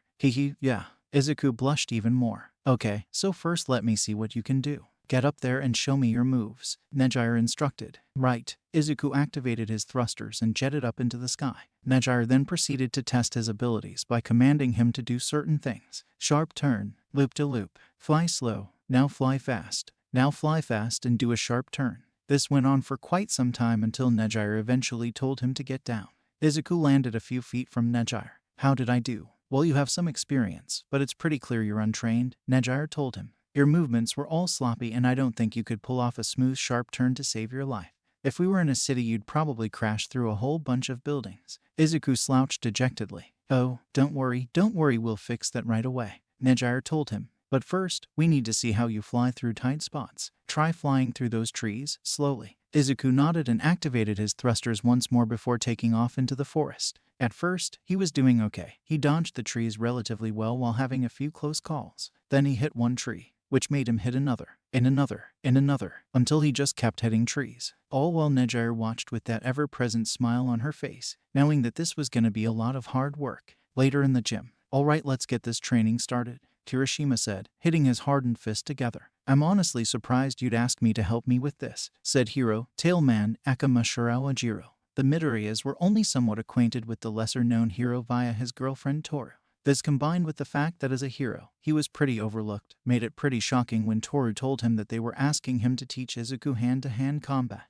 "Well, you're one of the best martial arts heroes around. Plus, you teach martial arts at UA. So if anyone could help me with this, it'd be you," Izuku explained. Oh, Ajiro blushed a bit, not used to having praise heaped upon him. "Well, then I guess I'll just have to do my best. Get in a stance and we'll go from there." Right," Izuku said, as he slowly and awkwardly got into a battle-ready ... pose. Ajiro sighed. He'd seen that type of stance before many, many times. It was the "I watch too many movies" stance. Ajiro shot Kirishima a look, and the two turned their attention back to Izuku. "Try attacking him and see what happens," Ajiro told him. Izuku heard the wording and tone Ajiro used and realized that he was doing something wrong. Despite this, he went along with it. Ajiro was teaching him, so he would follow his instruction to the letter. Kirishima had been chosen as Izuku's sparring partner simply because ... despite Ajiro having way more skill than Izuku. The sheer gap in defense, offense, and speed capabilities meant that he didn't make a very good sparring partner. Kirishima, on the other hand, could take a hit from Izuku's armor and dish one back, making him more than adequate for training.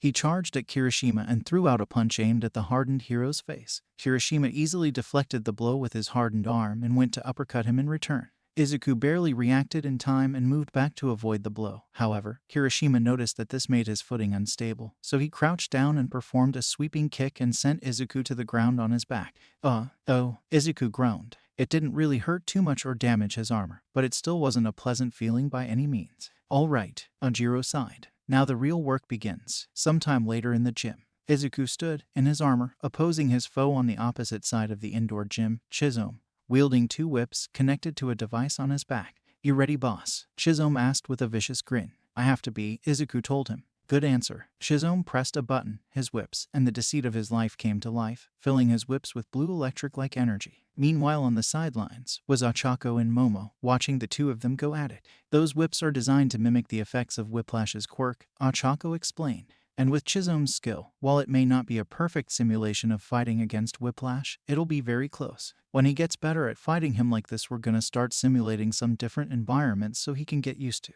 Ochako stopped when she noticed that Momo wasn't paying attention to her, and was instead watching Izuku getting absolutely owned by Chizome. "Why are you enabling this, Ochako?" Momo asked her in a serious tone. "Overlooking the fact that you are blatantly exploiting a loophole in the law to commit vigilantism. Do you think that just a few months of training can allow him to fight at the level of pros who have been training for years?" Ochako sighed. "The suit is a tool," Momo cut her off. "And something I learned a long time ago is that a tool is only as good as the person using it." Ochako glared at her. "And what are you trying to imply with that?" Momo paused to choose her words more carefully, not wanting to seriously offend her friends here. "Look at him." The two looked at Izuku, still fighting Chizome, making stupid mistakes that he would capitalize on in an instant, leaving openings that would be exploited mercilessly. "He's just ... Some people have things that they're good at, and ways they can help people. He's already been doing that with the company," Momo argued. "He doesn't need to." "Stop," Ochako told her, shutting the black-haired girl up immediately. "Let me ask you something, Momo," Ochako said. "If I asked you to become a villain, then would there be anything I could say that would convince you to do that?" Momo was taken off guard by the question and shot the girl a strange look. "No, obviously not. This is that. The same way I could never convince you to become a villain, I could never convince Izuku to stop trying to stop these guys," Ochako told her. "But you're his wife," Momo pointed out. "Surely there, Momo." Achako's voice was firm. "Do you think I like watching him go off and put himself in danger? Don't you think if there anything I could say to get him to stop, without either ruining our marriage or ruining him, I would have said it already?" Momo didn't respond, also not looking Ochako in the eyes. "Besides, I know how he feels," Ochako said, the edge that had been in her voice fading. "I'm furious about our products being used by villains. I won't rest until I know that tech is out their hands and back into ours. But it's worse for him. I just sell this stuff." Izuku made it. He put his heart and soul into developing that tech to help save innocents and stop villains. Having villains use them to hurt innocents is a spit in the face of everything he's been trying to achieve. He's not stopping. I can't stop him. So if I can't stop him, the only thing I can do is help him succeed. Momo didn't respond. Instead, she just looked at Izuku, getting back up, ready to try again. Days later in the lab. So I've been looking at the interface and the designs, and I realized that it'd be normally impossible for someone to make full use of the armor's speed, Mei told Izuku as the two of them stood over a table with pieces of her armor on it. I mean, it doesn't matter how fast the armor is if the human inside can't control it. Right, if anything it can make fighting harder at times, Izuku said. Yes, so I thought about possibly adding a neural interface in the helmet and back, so that way a person could have their reflexes and reaction speed boosted to be more on the armor's level, Mei suggested. This could also be used to get rid of all those audible commands that make it obvious what you're gonna do next, as well as a few other benefits. I mean, that would help, but it would also cause unbearable headaches and nausea both during and after use. Izuku countered. Yeah, but you could get over that. Mei waved it off, only to get an "Are you serious?" look from Izuku. No, I'm serious, Mei reassured him. After enough exposure, a person's brain could get used to the interface, and eventually all those side effects would vanish. Izuku paused for a moment, doing the calculations in his brain until he eventually found himself at the same conclusion she was at.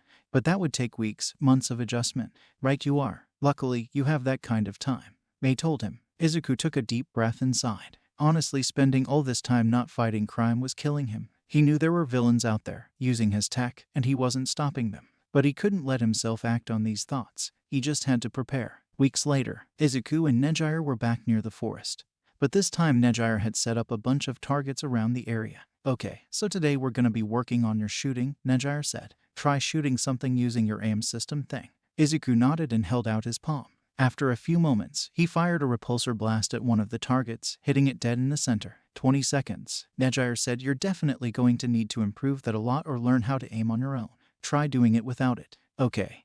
Izuku knew that 20 seconds was a lot. It didn't seem like a lot of time, but in a battle, 20 seconds could make a huge difference. He kept his palm raised and fired at the target, and missed. Izuku sighed. Looks like he still had a lot of work to do. A few days later back in the lab. Okay, the neural link should be good to go, just put on the helmet, Mei told Izuku, who was standing a few feet away, already in most of the armor except the helmet. Right. Izuku slowly put on the helmet, which latched itself onto the armor. There was a moment of silence, and then Izuku fell over. Oh, God, ugh, Izuku shouted out in agony. My head. Oh, I'm gonna. Ewog. Wait, no, not the helmet. Mei cried as Izuku vomited inside the helmet. Later that day. Phew. Gah. Izuku was breathing heavily, as he and Ochako ran laps around their extremely large house, only made worse by the fact that Izuku was carrying Eri on his shoulders. You can do it, Daddy. Eri cheered him on. Come on, honey. Got to build up that endurance, Ochako told him. She'd been doing this kind of exercise for years, so she was fine.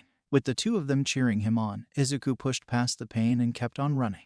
Later that night, the door to Izuku and Ochako's bedroom burst open as the husband and wife duo walked in, or in Izuku's case, limped in. Once the two had made it in and Ochako closed the door behind them, Izuku unceremoniously fell face first onto the floor. Everything hurts, Izuku whined. I wish I didn't do that helmet test on the same day as the exercise. Was it really that bad? Ochako asked, using her quirk to lift him off the floor and onto a nearby chair. Imagine using your quirk on yourself for an hour, Izuku told her. Ew. Ochako cringed as she imagined what that would feel like. In that case, let me go make you some tea. You're probably really hungry but can't stomach any actual food right now. That's what it feels like. Izuku groaned. Ochako went over to their tea brewing set and started making expensive leaf water, taking great care as she did so. You're doing great, you know. With your training, you're making a lot of improvements. Still doesn't feel like it, Izuku answered honestly. I still don't think I'm moving fast enough. You're progressing as fast as you can, Ochako stated firmly. She had been very watchful of Izuku since he started his training, making sure he didn't try to overexert himself with extra training like she knew he would if she ever allowed him out of her sight. The room was silent as Ochako poured the tea into a cup and served it to Izuku. This should help with your stomach, she told him. Thank you, Izuku said as he took a long sip of the beverage. Is there any news on Whiplash? He hasn't popped up as often anymore. It seems he's stopped trying to bait you, Ochako reported, but we haven't managed to pin down a location, so we have no leads. Izuku frowned, setting down the tea. Unfortunately no, Ochako said solemnly. There was a long pause, as Izuku brooded over the fact that Whiplash was still out there, somewhere, hurting people with his tech. Ochako put a hand on his shoulder. He won't get away with this. We'll take him down. I feel so worthless, Izuku said, before taking another sip of his tea. Have you seen the news? Ochako scowled. What have I told you about listening to the news? Don't. They think I gave up. Izuku continued. They don't know you, Ochako told him firmly. You never give up when it comes to helping people. Never. They say it's impossible for someone like me to beat Whiplash, Izuku said. Maybe it is, Ochako said. Izuku gave her a shocked and slightly betrayed look. But that's just what you do, isn't it? The impossible. Ochako smiled at him and took his hand into her own. People said that your breakthroughs in support gear were impossible. A lot of people would say it's impossible to break out of Yakuza base with nothing but some supplies they hand you and a little girl. But you did it anyway. You're amazing, Izuku. You achieve miracles. Who cares what they say? I know you can do this. Izuku didn't react at first, just staring at Ochako in awe before returning a smile. You always know what to say. Days later in the lab. So I had an idea, Mei told him. You've been having a lot of those lately. Izuku pointed out. I can't help it. Ever since I saw this beautiful baby, my mind has been full of wonderful ideas on how to improve it. Mei gushed. I can't believe it took you so long to show this to me. Well, I was pretty busy at the time. Izuku defended himself. So what's your idea? So, do you remember the Jarvis project? Mei asked him. Izuku gave her a confused look. Yes, it was the project to make a semi-sentient AI, to assist in certain tasks in ways that were too complicated for normal AI. But it was shut down because we didn't have a way to efficiently power it. Oh. You're too focused on your armor, Izuku. Mei scolded him. The arc reactor can do so much more than just power a suit. For now, let's focus on Jarvis. If we gather a lot of combat data on heroes and how they act, fight, and react, then we could make an AI that can really help you out in combat. That's a great idea. Izuku smiled as ideas filled his head. Eri, who was watching from a nearby, perked up. Why don't you come with me while I gather footage on heroes? Izuku suggested. We can watch it together. Why, yes. Eri immediately accepted. Great. I'll get working on a new arc reactor in the framework. Mei said, since it's not going to be portable, we shouldn't have to worry about it running out of power for the next century or so. That was the biggest failure of the Iron Man armor. It wasted so much power. If they could find a way to fully optimize the Iron Man armor to work with the arc reactor, then it could power an Iron Man armor for years. This was less because of how much power the armor used, and more because of how new the arc reactor tech was, having just been created. No one knew exactly how to make the most of this astounding breakthrough in technology, not even the person who created it. It was a miracle he was able to shrink it down and make it portable. However, this portability came at a price, an energy leak, seeing as the arc reactor had way more power than what it was powering could actually use. This would result in a lot of that energy leaking out, rapidly draining it until it no longer had any energy. Of course, with a stationary arc reactor, they could make new devices to keep this leak from happening. Oh, I can't wait. Let's start immediately, Mei said. A few weeks later, in the gym. Again, Ajiro ordered. Hello. Izuku went to punch Kirishima in the face, who in response deflected the punch with his hardened arm and went to punch Izuku in the chest. Izuku caught this fist and pulled Kirishima closer and then kneed him in the stomach. This didn't do all too much damage to the hardening hero, who smirked in response to this blow. Nice. Kirishima tried to push Izuku away, but Izuku held onto his arm tightly and punched Kirishima in the face. The redhead tried to punch Izuku to get him to release his grip, but Izuku moved his head to the side and countered with a punch to the gut. Enough. Ajiro stopped the fight. Izuku let go of Kirishima, and the redhead started laughing. Man, that suit packs a punch. I actually felt that. Kirishima smiled at him. Are you okay? Izuku asked quickly, concerned he might have hurt his friend. I'm fine. I'm not a high-ranking hero for nothing, Kirishima told him. You've improved significantly. Ajiro stepped in. You're no master martial artist, but you're just above a novice, which is impressive considering we haven't been training for that long. Toru was right. Your drive is outstanding. Thanks. Izuku blushed heavily under his faceplate. But we're not anywhere close to done, Ajiro told him. Now that we've gotten base hand-to-hand combat down, we need to start working in your repulsors and thrusters. Right, I knew I could use those in close combat, but when I tried doing that before ... it didn't end well, Izuku sheepishly admitted. Well, that's what practice is for, Ajiro said. Honestly, I think Ground Zero would be a better teacher for stuff like this, but when I mentioned it to your wife ...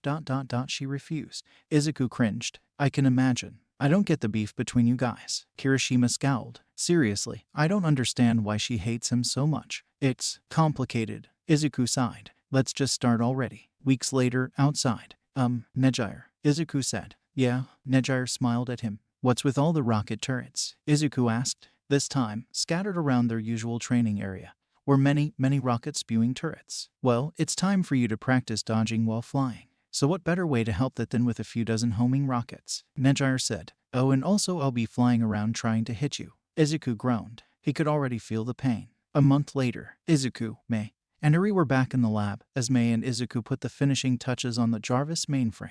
All right, finally, all we have to do is turn it on, Mei said eagerly before looking at Eri. Want to do the honors? See, can I? Eri walked up the console hesitantly. Of course, Eri, you helped gather the data after all. Izuku exaggerated. In truth, all she did was sit and watch some hero footage with him, but he wanted her to think she helped. Izuku grabbed Eri and lifted her up so she could press the button on the console. Eri reached out and slowly pressed the button. ERRRRRRR. The system booted up, and within moments they heard a British accented voice speak out to them. Hello, I am Jarvis, the computer said. All systems are fully operational. Is there anything you require of me? It works. Why is it British? Izuku raised an eyebrow at Mei. Well, it's kind of like a digital butler if you think about it. And you know what they say. Not all Brits are butlers, but all butlers are Brits. They explained. No one says that, but okay. Izuku moved on. The less he tried to figure out what happened in Mei's head, the better. Jarvis, you should be able to connect to the house and my armor's systems. Already done, sir, Jarvis said. He's inside the house, Eri asked, looking around at the walls. I am part of the house now, Jarvis said. Observe. Suddenly the lab door closed and then opened again. Various things started turning off and on, showing that Jarvis now had total control over the house. Wow, Eri said. Are you going to help my daddy fight? Young lady, it would be my genuine pleasure, Jarvis responded.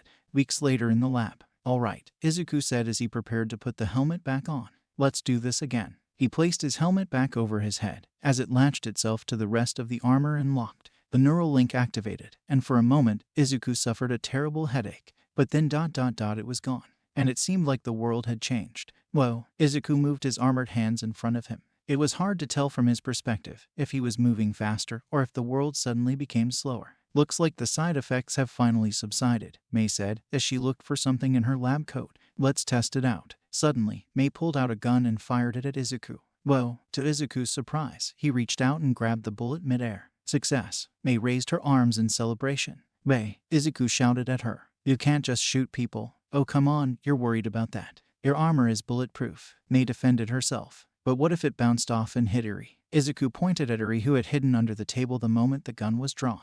Actually calculating the trajectory, it'd be impossible for the bullet to hit her from where she was sitting, Mei said. Izuku facepalmed and gave a long, painful sigh. Just don't do it again. Later that week, Izuku stood off against Shizome, wielding both the energized whips. The green-haired man was now equipped with the latest and greatest version of the Iron Man armor, the MK4. The MK4 was the product of months of R&D, complete with Jarvis, a neural link that enhanced one's reflexes, better power efficiency. You ready, boss? Shizome asked, cracking his whip. You ready, Jarvis? Izuku asked the AI. Of course, sir, Jarvis said. He will most likely begin with a sideswipe followed by an overhead strike. All right, Izuku said. I'm ready. HMPH. Rel. Shizome did exactly as Jarvis said he would, swiping one whip across and lifting one in the air, covering a large area. However, instead of trying to go over the whip, he allowed himself to fall under it and then used his thrusters to rocket his way towards his employee. Shizome barely managed to jump over Izuku's charge, and Izuku propelled himself into the air behind him. The bodyguard was about to try and whip him out of the air, but suddenly Izuku was in front of him and batted the whip out his left hand.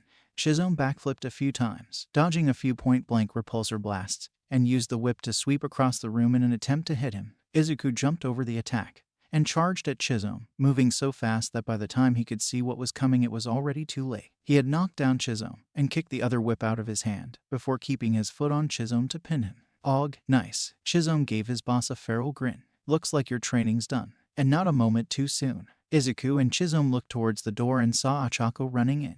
Okay, firstly, that was amazing, and secondly, we have a lead, Ochako told them enthusiastically. The heroes captured one of the villains selling our tech, and he's willing to give up some of his friends for a plea deal, including Whiplash. Izuku's eyes widened. Then ...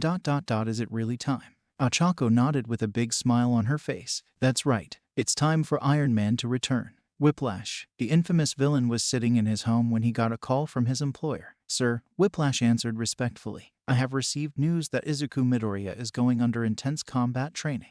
His boss told him. Oh, that wasn't good. That wasn't good at all. Will this be a problem? His boss asked him. Yeah, the power of Midoriya's suits is overwhelming. If manages to become at least proficient in combat himself, then I won't be able to beat him. Whiplash answered honestly. One of the reasons Whiplash lasted so long as a villain was because he knew what he could and couldn't go up against. It was something he learned quickly, as he saw many of his overconfident allies get into fights with Ground Zero with predictable results. Izuku was so much faster and stronger than him that it blew his mind that he managed to beat him twice, and only did so because his opponent lacked any real skill. I see. Well, then I will need to relocate you until we can find a way to fix this Midoriya problem. His boss told him. You will be housed on one of our factories, on a secluded island. Sir, with all due respect, Midoriya isn't going to let me go that easily. And with their resources, there is a good chance that he or some top-ranking heroes could find me. Whiplash pointed out. The million is still out of the country, and the island heavily defended. You should be more than fine as long as Ground Zero or Todoroki don't show themselves. His boss said. And if they do? Whiplash asked. Then do your best. His boss said simply. You have your orders. Are you going to refuse? No, sir. Whiplash sighed. I will move on your command. It was just something one had to accept when they became a villain.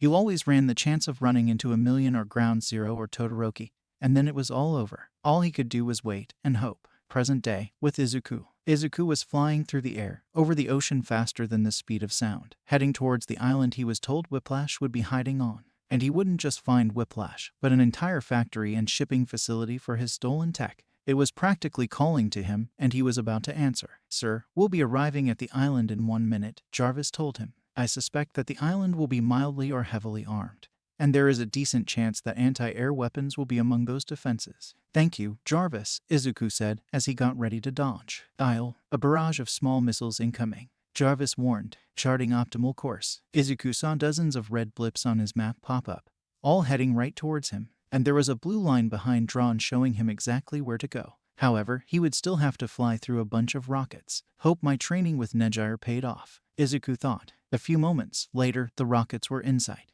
VWOSH. Izuku burst past them, using his newly enhanced reflexes and training to dodge the rockets, flying past them and closer to the island, which was now seeable. Most of it was covered by a huge complex that was the size of a mall, with a dock located on the far left, with many large shipping boats floating there. Let's try and hit them before they can fire again. Scan for all defense systems on the island. Izuku ordered his AI. Already done, sir, Jarvis said as a bunch of blinking red dots were displayed. 30 rocket turrets were aimed at Izuku, and soon to fire. All right, fire the homing rockets, Izuku ordered as he continued towards the island.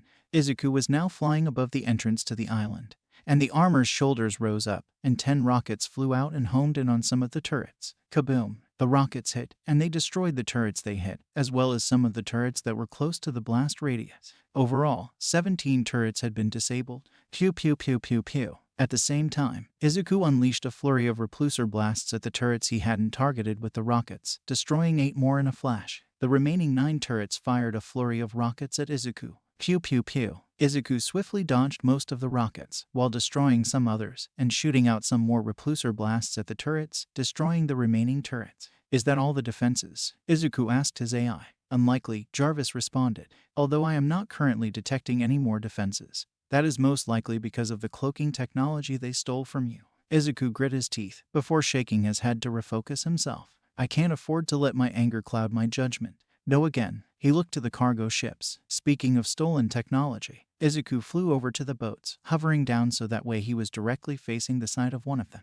Jarvis located the engines on these boats. Very well. Done. Jarvis quickly showed the location on Izuku's HUD, allowing the genius to see the engines right through the boats. Izuku aimed his palm at the engine and shot out a repulsor beam. The beam quickly melted through the hull and pierced the engine, causing it to explode. Izuku swiftly did the same thing to the other boats, rendering them immobile. No escape, Izuku said, flying back up into the air. Good job, sir. With no escape, you could wait for the heroes to arrive and safely apprehend the villains, Jarvis suggested.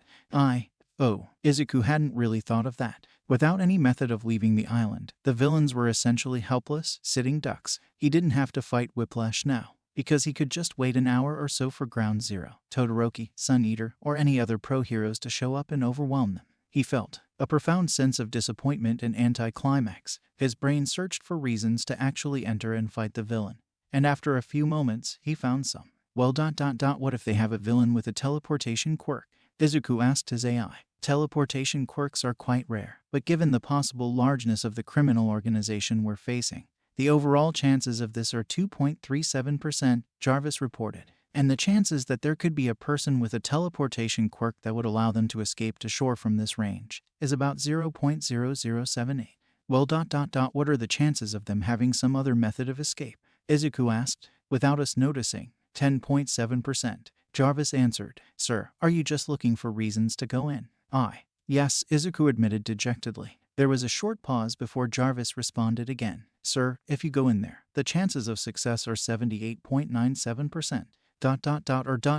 You telling me to go in? Izuku asked his AI. In shock. I was built to offer optimal strategies and advice. As such, I cannot advise that you take such unnecessary risks, Jarvis told him. What I am saying is that it is very unlikely that you will perish, and the chances of their escape is well above zero. So go after him is what I'm hearing. Izuku asked in a hopeful tone. If that is truly what you wish to do, then so be it, Jarvis answered. Izuku looked at the factory and gave it a few seconds of thought. Achako's gonna be so disappointed in me. Izuku flew over the factory's entrance and landed in front of it. Meanwhile, with Whiplash. Intruder alert. The entrance has been breached. Flashing red lights filled the factory, accompanied by the sound of blaring alarm bells, alerting everyone to the fact that something had gone terribly wrong. Whiplash was one of those people. He had been sitting in his office that oversaw a good chunk of the factory when the alarms went off and the security systems turned on. From his office, Whiplash could see blast doors closing and turrets popping up. These would all be useless if the person invading was who he thought it was. A goon burst into his office, panic evident on his face. Boss, security reported in. It's Midoriya. He's invading the facility and taking the security and the guards. He's already taken out the boat's engines. We need your help, sir. Shit, Whiplash thought, doing his best to keep his calm. Not like retreating to the boats would have been a good idea anyway. Not with him flying around being able to sink them at a moment's notice. But there was still one option. What's the status of the emergency stealth submarines? Whiplash asked. Well, no reports about that, sir. The goon reported. So we can assume Midoriya hasn't gotten to that yet, Whiplash responded. There was a good chance that Midoriya would now be able to beat him, and his goons wouldn't be able to help much if at all. His only surefire chance would be to avoid confrontation altogether and retreat to the submarine, which should be untraceable. The only issue was that the submarine was 6 floors below his current location and would take him about 25 minutes to get to. Midoriya's armor could go through this entire facility in 5 minutes, and the blast doors would only buy him about 30 seconds at best. After a bit of thought, Whiplash had an idea. Perhaps those minions wouldn't be so useless, after all. Tell everyone to arm up, get weapons from the high-quality cargo, Whiplash ordered. Tell everyone to gather upon production floor C. Sir, are you sure that's gonna work? The goon asked. With those weapons and that many people, definitely. Whiplash lied. He estimated the chance of that actually stopping Midoriya being about 15%. But they would buy time and waste Midoriya's power. And that's all they were good for. Back with Izuku. Izuku walked through the falls of the factory, his armor getting pelted with bullets from both the turret that came out of the wall and the 3 goons shooting guns at him. Pew pew pew. With a few repulsor blasts, all the threats were disposed of. The turrets were destroyed and the men were rendered unconscious. He marched past them and up to the blast doors that were blocking the exit to the hallway. Sir, judging from my scans, this leads onto a large factory floor, about half a mile long, Jarvis warned him. And there are about 170 men holding weapons. From what my readings show, they're quite powerful, most likely stolen from Midoriya Industries. Can they damage my armor? Izuku asked concernedly. If there are that many people holding weapons made from his tech, then this could be a real problem.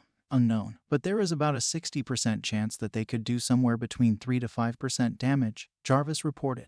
Of course, that didn't seem like much damage, and it wasn't. However, if almost 200 people were shooting at him at once, then even 1% damage it way too much. Okay, let me see through this door. Give me a complete view of the room and the positions of the men, Izuku ordered. It was time to strategize. Of course, sir, Jarvis replied, and Izuku was shown the full layout of the room and where all the goons were standing. The room was massive, with lots of boxes and conveyor belts on the bottom floor. Up top was a bunch of catwalks. After looking at it for a couple of minutes, Izuku nodded. Okay, time to go. The first issue would be the door. Normally he could get through it with a few good punches. However, after just a single punch, they would be alerted to his presence and have the drop on him. So he'd have to take a different approach. And so he turned around and ran back all the way to the end of the hall and turned back to face the door. Okay, you can do this, Izuku muttered to himself. Whoosh! Izuku rocketed towards the door, using his thrusters to propel himself at the door at max speed. He raised his fist forward and punched through the door in an instant, without stopping, only slowing slightly. He charged forward, barreling through the line of goons in his way, and making it to the other end of the room before the goons even knew what happened. Izuku rocked up into the air and fired 2 repulsor beams at sections of the catwalks where many goons were standing, cutting away at their supports and causing them to fall onto the goons below, taking many more of them out. 87 villains removed, sir, Jarvis said. Shit, he's here. One of the goons panicked. Izuku had moved so fast that he had taken out the line of goons and the ones on the catwalks before the villains could even register that he'd come in.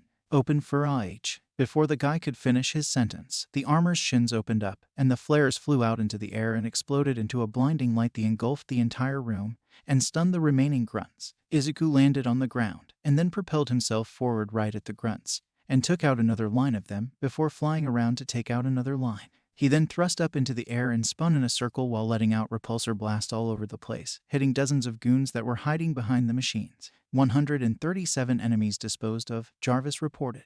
Gah, take him down. The remaining goons all opened fire at Izuku, but their aim was sloppy, and by now, Izuku had taken out enough goons to make space for him to dodge the bolts of energy coming out of the goons' guns. He still got dinged a few times, taking a bit of damage to his armor. As Izuku did his best to dodge, he let out a hail or repulsor blast at the goons, aiming mainly for the ones who were by themselves. Shit, he's too strong, shouted one goon in terror. Izuku then used his repulsor beams to knock down entire groups with a single swipe. Good sir, only 13 remaining, Jarvis said. The remaining thugs all decided, fuck this, and threw away their guns, holding up their arms in surrender. We give up. Don't shoot. Izuku ignored their cries and shot out 12 repulsor blasts, taking out 12 of the goons and sending them to the floor, leaving only one terrified guard remaining. Now, Izuku flew down right in front of the grunt, who fell on his ass in shock. Tell me, where is Whiplash? A few minutes later, with Whiplash. After all that time booking it to the submarine room, Whiplash had finally arrived at the subterranean room docking station. Sitting in a large pool of water that led out into the ocean was 3 submarines, all decked out with the best stealth equipment they could get their hands on. The room was filled with heavy equipment, as well as crates filled with goods. While the subs were meant mostly to transport goods to more secure areas or to transport extremely valuable goods,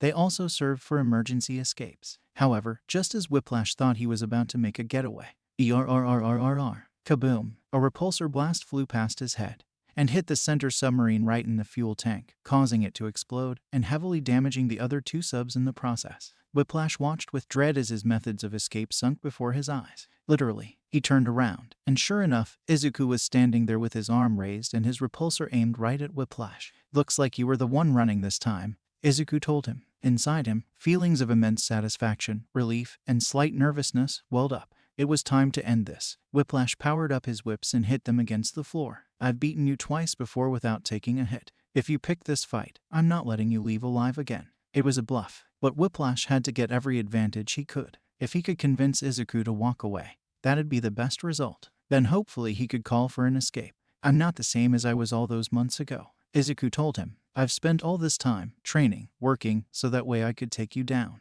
Not only that, but this armor is far superior to the other armors you've fought. Do you really think that a few months can make up for a difference of years of experience and skill? How arrogant, Whiplash replied. And your poor family, wasting all that time doing that when you could have spent it with them. I multitasked, Izuku shouted back. I love my family more than anything. Of course, I paid attention to them. Well, if you care about them so much, then you should walk away, Whiplash replied. Go back to them and quit the hero crap. Izuku was about to shout back, but Jarvis spoke up first. Sir, my sensors are detecting perspiration coming from Whiplash. I believe he is trying to either stall, or he is attempting to persuade you to retreat. Judging from what he has been saying, I would guess the latter. My suggestion would be to not listen to him any further. Right, enough talking, Izuku said. Time to end this. Shit, Whiplash thought. Izuku made the first move, charging forward at incredible speeds, with his fist outstretched in an attempt to punch the villain in the face, but Whiplash barely managed to avoid the blow by ducking under it and then flipping over to the side.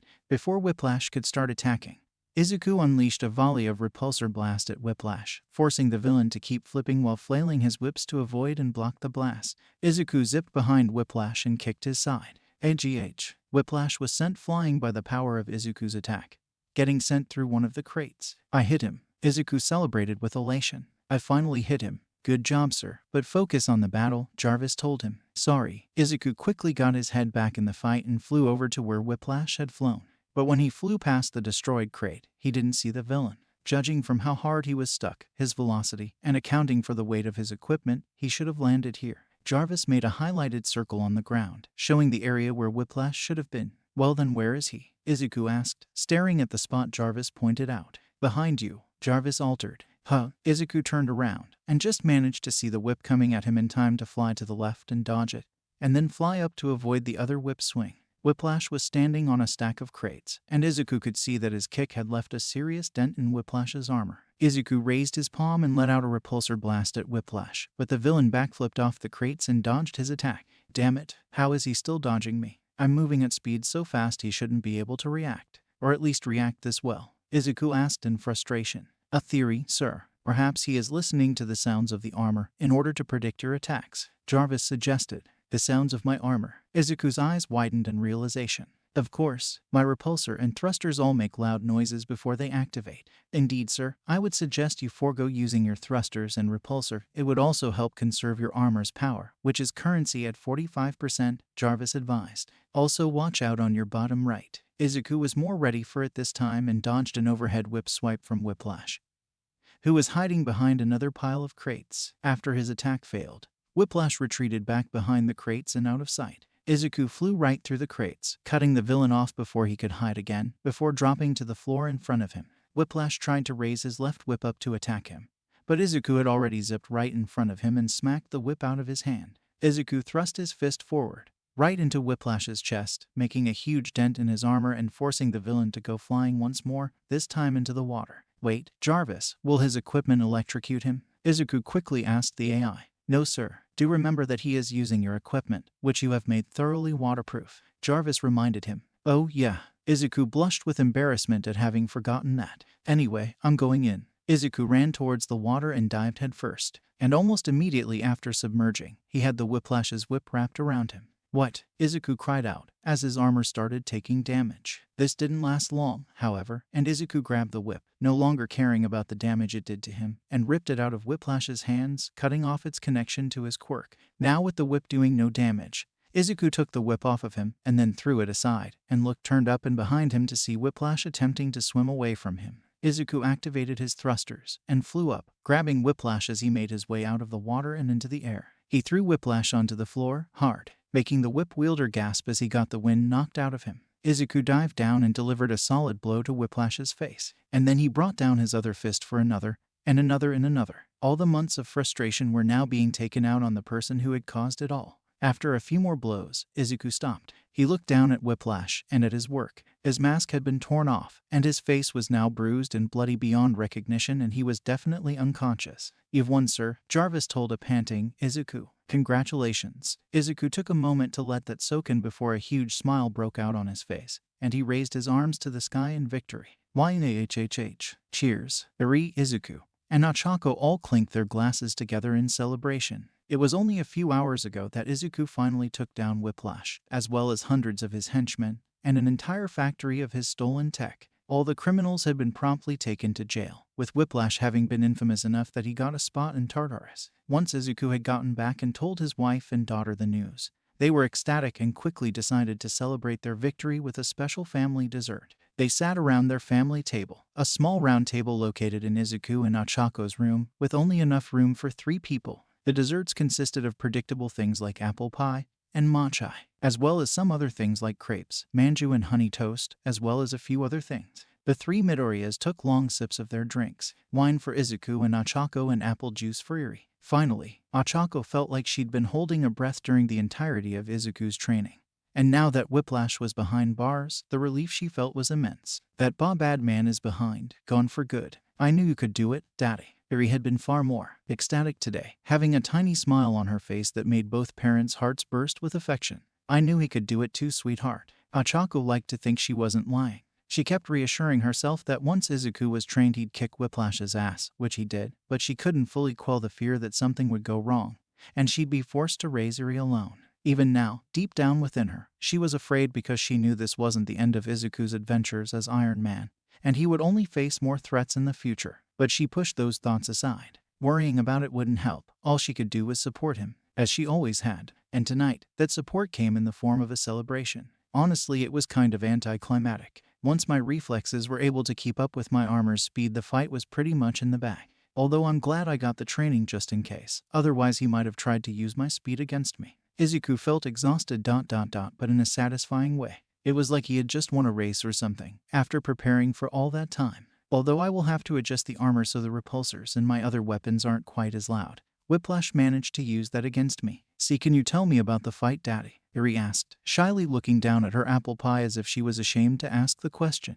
Of course, sweetheart. Izuku smiled at his daughter and gently patted her head, reassuring her that everything was fine and she'd done nothing wrong. Ochako just sat back and smiled as she watched her husband retell what had happened that morning. As Izuku told his story to Eri, she couldn't help but focus on his eyes. God, she'd rarely seen them so alive. It was one of the reasons she couldn't refuse him when he insisted on being Iron Man. She loved whenever Izuku became passionate about something, when the normally subdued and meek Izuku showed his true self and became determined and outspoken.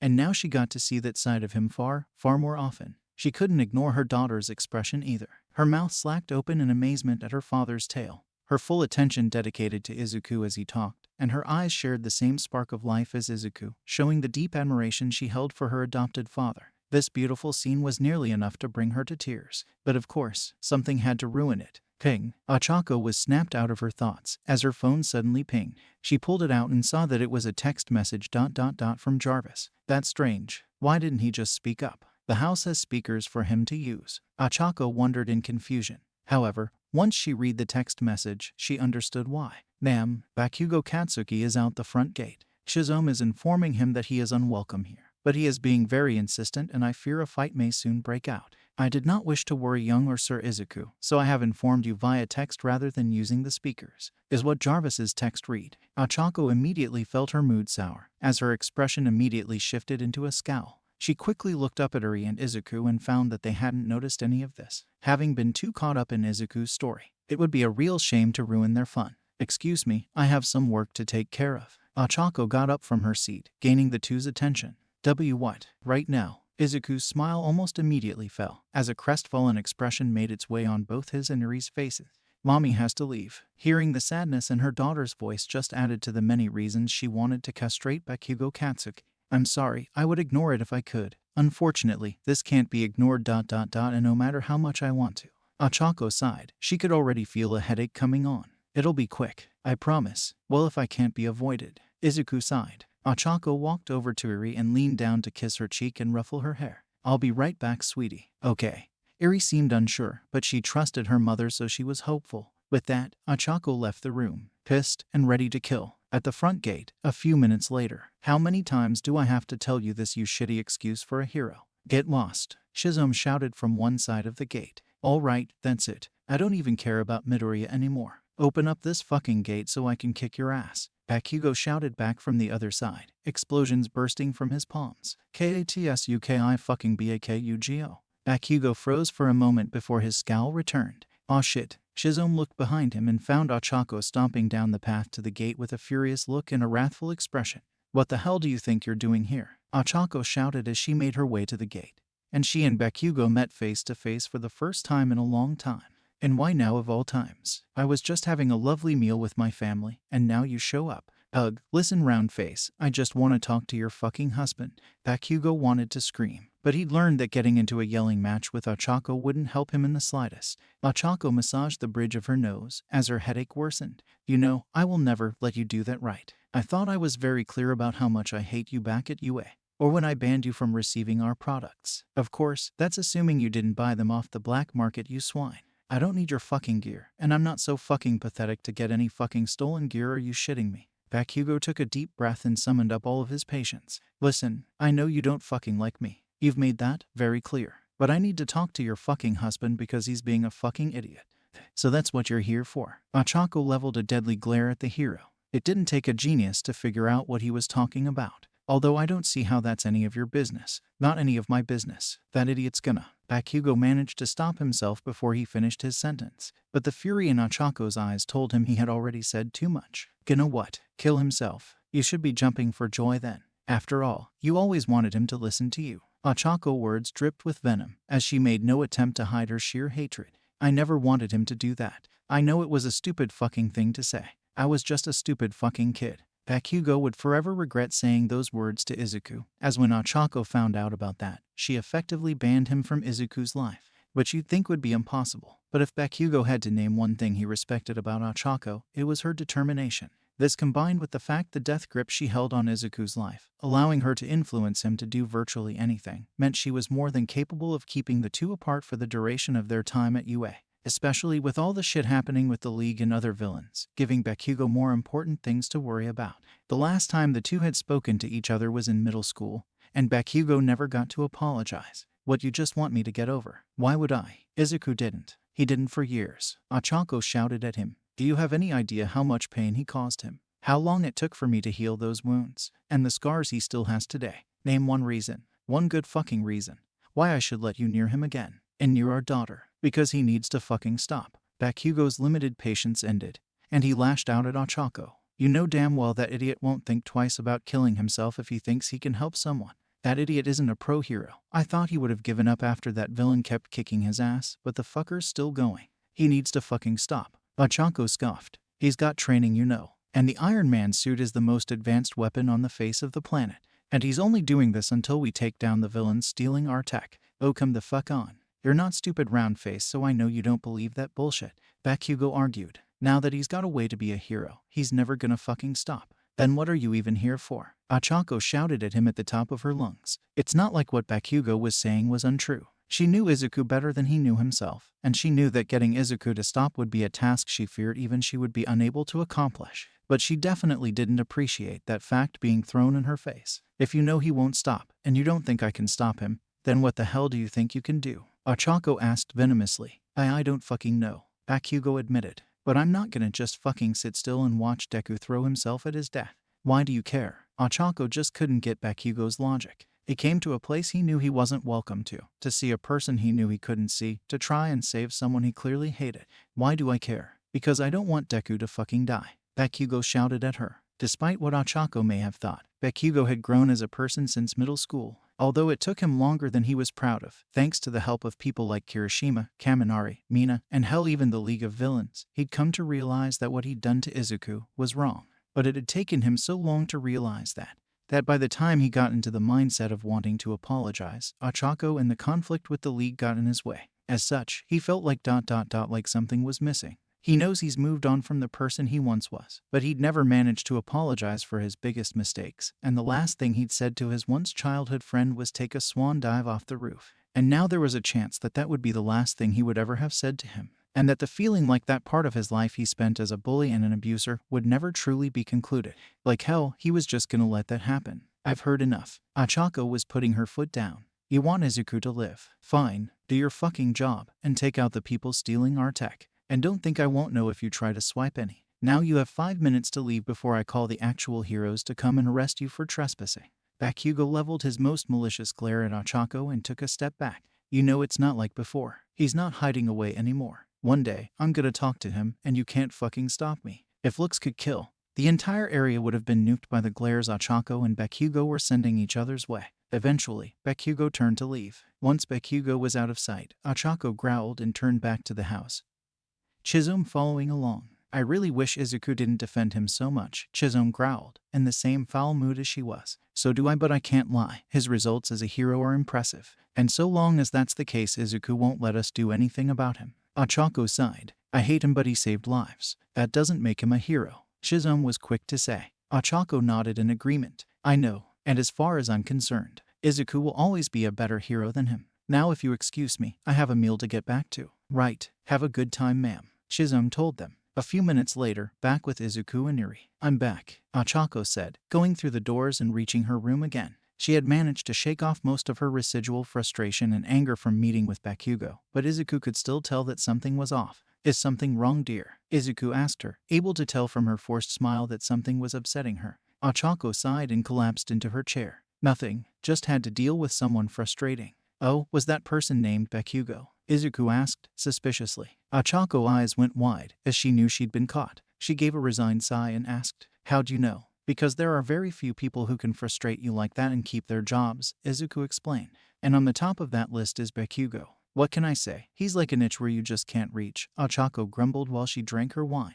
We'll talk about him later, Izuku told her. Who's Bakugo? Yuri asked innocently. And why did he make mommy mad? Ochako put her tea down and opened her mouth ready to just unload on Bakugo in the worst way one could without profanity. But Izuku spoke first. Ochako. Izuku didn't yell, but his voice was firm, as was the soft glare he was giving her. Ochako closed her mouth and pouted, looking away to show her annoyance. Izuku sighed and then turned to his daughter. Bakugo is a complicated topic. He can be good sometimes, but he's also done some bad things to me. What bad things? Yuri asked, her eyes full of concern. Ochako sipped her tea, needing something in her mouth to keep her from talking. Izuku thought about the best way to explain this without pissing off Ochako. He said a lot of bad things that really hurt me on the inside, and sometimes he'd hurt me on the outside too. He didn't try to kill me or anything. Ochako scoffed. But it did hurt. Izuku finished. But he is a hero now, and he saves a lot of people and beats a lot of bad guys. Yuri tilted her head in confusion and Izuku could see the concern and worry in her eyes. But he hurt you. Heroes aren't supposed to hurt good people. How could he be a hero if he hurt you? Izuku took a deep breath and sighed. He looked at Ochako, who was giving him a look that said go ahead. It's all you, while also communicating that she wasn't happy with it.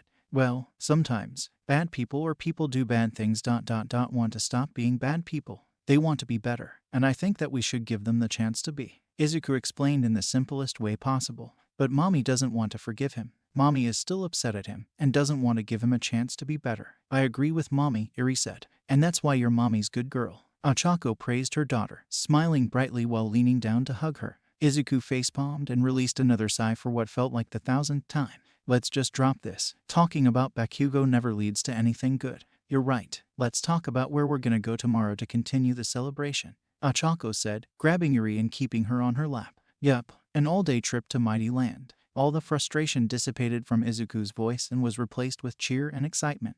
Izuku, we always go to Mighty Land. Why don't we try somewhere different, like the zoo? Ochako suggested. I want to show my little unicorn the horses. Ochako, if we wanted to show her a horse we could just buy her one, Izuku pointed out, crossing his arms. And Yuri's never been to Mighty Land, so now's the perfect time. Okay, what if we just did both? Ochako suggested. One day at Mighty Land, the next at the zoo. Izuku didn't want to spend too long not fighting against the smugglers. But at the same time, he did want to go to Mighty Land again.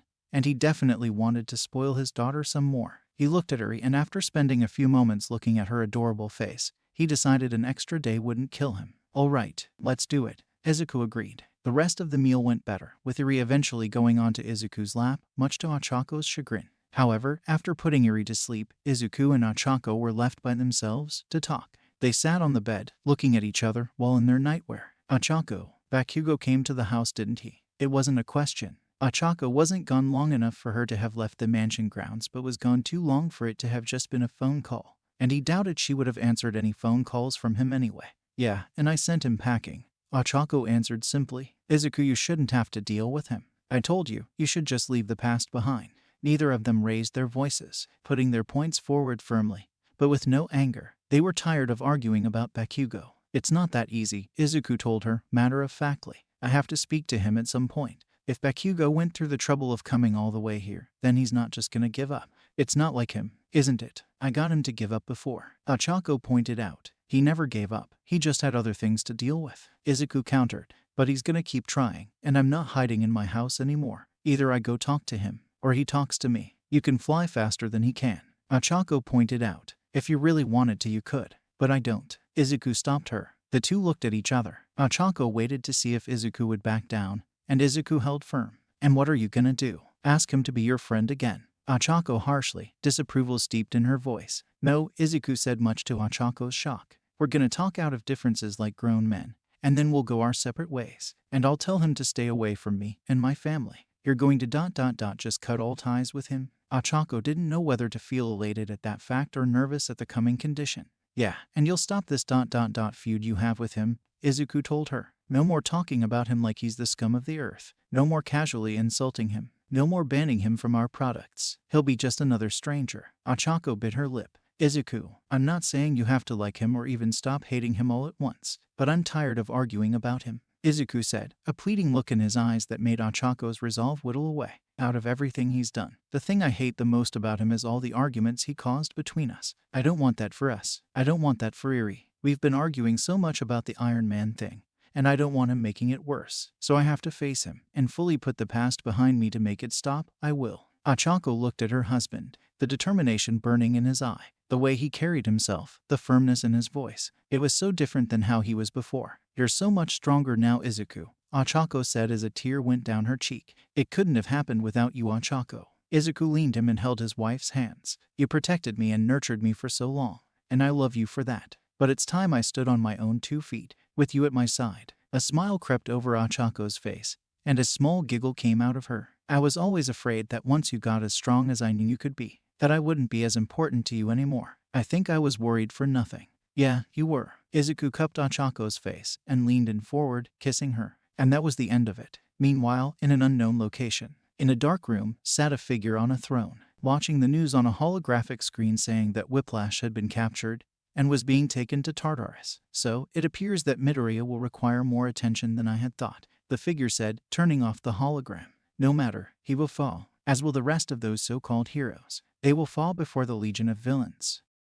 Today was not a good day for villains. Very few days were any more after the League of Villains fell. But today in particular was not a good day. Why? Because the hero, Bakugo Katsuki, Ground Zero, was absolutely pissed. Kaboom. AHHH. A masked villain ran out of a bank as explosions rang out behind him, screaming in absolute terror. From the bank, Bakugo came flying out and glared at the fleeing villain who froze in terror. Hey, quit running, you shitting villain. AHHH. The villain turned and proceeded to keep running, trying desperately to flee from the enraged explosion hero. Bakugo was ready to quickly catch and dispatch the villain. However, PWM, the villain was suddenly hit with a blue laser from above in the chest, and immediately knocked out. Bakugo's eyes widened in slight disbelief. Was that? Hey, Kaken. Bakugo looked up and saw Izuku in his Iron Man armor, flying above him, looking down. Nerd. Bakugo didn't want to call him Deku, but it didn't feel right to call him by his name either. We need to talk, Izuku told him. A few minutes later, after handing the villains over to the police, Izuku and Bakugo made their way over to a nearby rooftop to have their long-awaited conversation. Izuku had taken his helmet off so they could speak face to face. Looks like a round face didn't do too good of a job at keeping you away. Bakugo started the conversation. Please don't call her that, Izuku asked politely, giving a heavy sigh as he realized just how much of his patience this would require. And I already told her about this. It's been a long time coming. Toshi-H, you're damn right, Bakugo responded. Afterward, there was a bit of a pause, it having been many years since they last spoke, and both of them not really being masters of communication. After a few moments passed, it was Izuku who spoke first. Just say what you want to say, Kaken, Izuku told him. I don't want to leave this rooftop with there still being unfinished business between us. Bakugo stayed silent for a minute, just leering at him, sizing him up, trying to determine how much of the man standing in front of him was the kid he bullied in middle school. Eventually, he took a deep breath and then started talking. I'm sorry. Bakugo bowed his head in apology. All that shit I did to you. I'm sorry. Izuku gave Bakugo the same inspecting leer he gave him, as if trying to see if his apology was genuine. All right, I accept your apology. Izuku figured if Bakugo had gone through all this trouble to talk to him, years of attempts, and he bowed his head, he must be genuine. It really was that easy, huh? Bakugo kinda knew that it might turn out like this. Izuku wasn't one to hold grudges, but it still felt extremely anticlimactic. The whole thing just kinda felt too easy. You're not even mad in the slightest, aren't you? Izuku sighed and took a step back from Bakugo.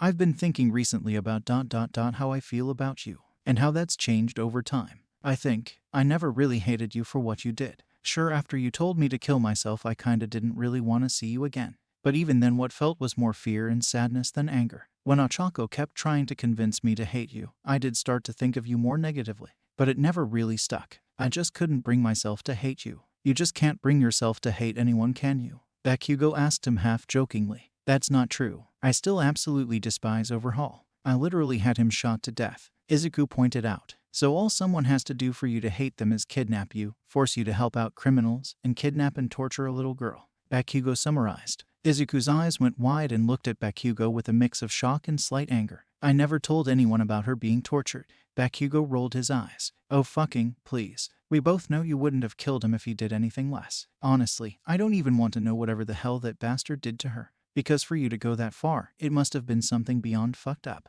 Izuku looked at Bakugo with suspicion, leveling a warning glare at him. I know you're hiding something about her too. Something important. Probably the reason that Yakuza bastard wanted her in the first place. Bakugo revealed. Izuku's glare hardened, and his repulsors started to give off a threatening hum. That is none of your business. Bakugo actually chuckled. You really are new. Here's a tip. Getting pissed about this only tells me I'm right. Let me lay it all out. There's a girl who is not anywhere on the records that was being kept by the Yakuza for reasons that are top secret. On top of that, no one knows what she looks like or what her quirk is, and you've been keeping her as far from everyone as possible. Just that first part would have been enough for people to figure that something out. You add that all together, and anyone with half a brain could figure out something with that kid. Izuku's glare didn't lessen, but his repulsors powered down. As he thought about what Bakugo said, it could be true. In trying to hide details about Eri so much perhaps, he had actually attracted attention to her. He would have to look into that. PSH. Anyway, you're right. It's none of my business and I don't really give a fuck. Just wanted to tell you this before some stupid asshole gets any funny ideas and does something regrettable. Bakugo told him, we aren't here to talk about my daughter. Why don't you just say what you want to say? Izuku said with a firm tone. Fine, stop this Iron Man bullshit. You're gonna get yourself killed, Bakugo said bluntly, but with the same firmness in his voice that Izuku had.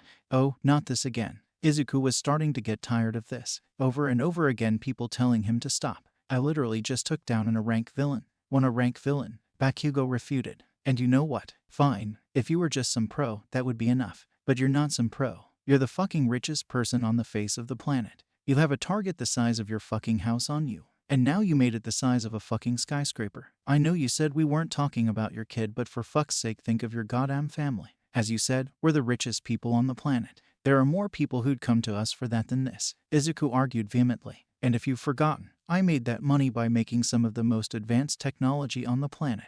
That includes weapons and defenses, meaning I have some of the best security on the planet. Yue said that shit all the time, and we both know how bullshit that turned out to be. Bakugo shot back. Yue just said that, but their only real defense was the pro heroes they had on staff. Otherwise, their security was terrible. Izuku pointed out. I actually have a multi-phase defense system with various precautions and safety measures. It's nothing like Yue. That's not the fucking point. Bakugo shouted. It doesn't matter how great your fucking defense is. If enough people with enough powerful quirks get together, then they'll fucking get you. And you can't fight for shit without that armor. So it's all back to quirks again. Izuku glared. Listen, I don't care what you say. I'm not letting them use my tech to hurt people. And I'm done explaining this to people. Until I find every single villain using and selling my tech, I'm not stopping. So shut it. Gah. Fucking fine. You wanna kill yourself, fine. I tried. I really fucking did. Bakugo relented as he got up and got ready to leave. Alright, stay away from me and my family. Literally, all you do is cause arguments and make people angry. Izuku shouted at him angrily. Without another word, Bakugo shot out a powerful explosion, launching him off the building and into the air. Izuku watched him fly off for a few moments, before putting his helmet back on and flying away in the other direction. Sometime later, at Bakugo's apartment. Fuck, Bakugo shouted as he slammed open his door, before slamming closed behind him. Goddamn it, I had one fucking chance. All I had to do was apologize for all the shit I did. And then explain to him that he needed to quit this Iron Man shit. And I end up shouting at him and pissing him off by talking about his family good minute. Bakugo seethed. While Bakugo had improved mentally over the years, most of that was just him becoming more self-aware. He did very little to fix his ill temper, which was unfortunate for many reasons. Goddamn it, I'm such a fucking idiot, Bakugo thought to himself. Meanwhile, back at Midoriya Manor. Damn it, I'm such an idiot. Izuku vented to his wife while he paced around his bedroom. I was supposed to be the calm one. Try and talk things out, so we could go our separate ways without any issues. And what do? I lose my cool, and nothing is resolved. GAH, Achako shook her head and sighed. It's Bakugo. There's no reasoning with that guy. No matter what you say, any conversation turns into either a screaming match or just him screaming at you. Of course, that bastard would apologize and turn around and talk about our daughter. He's just that much of an asshole.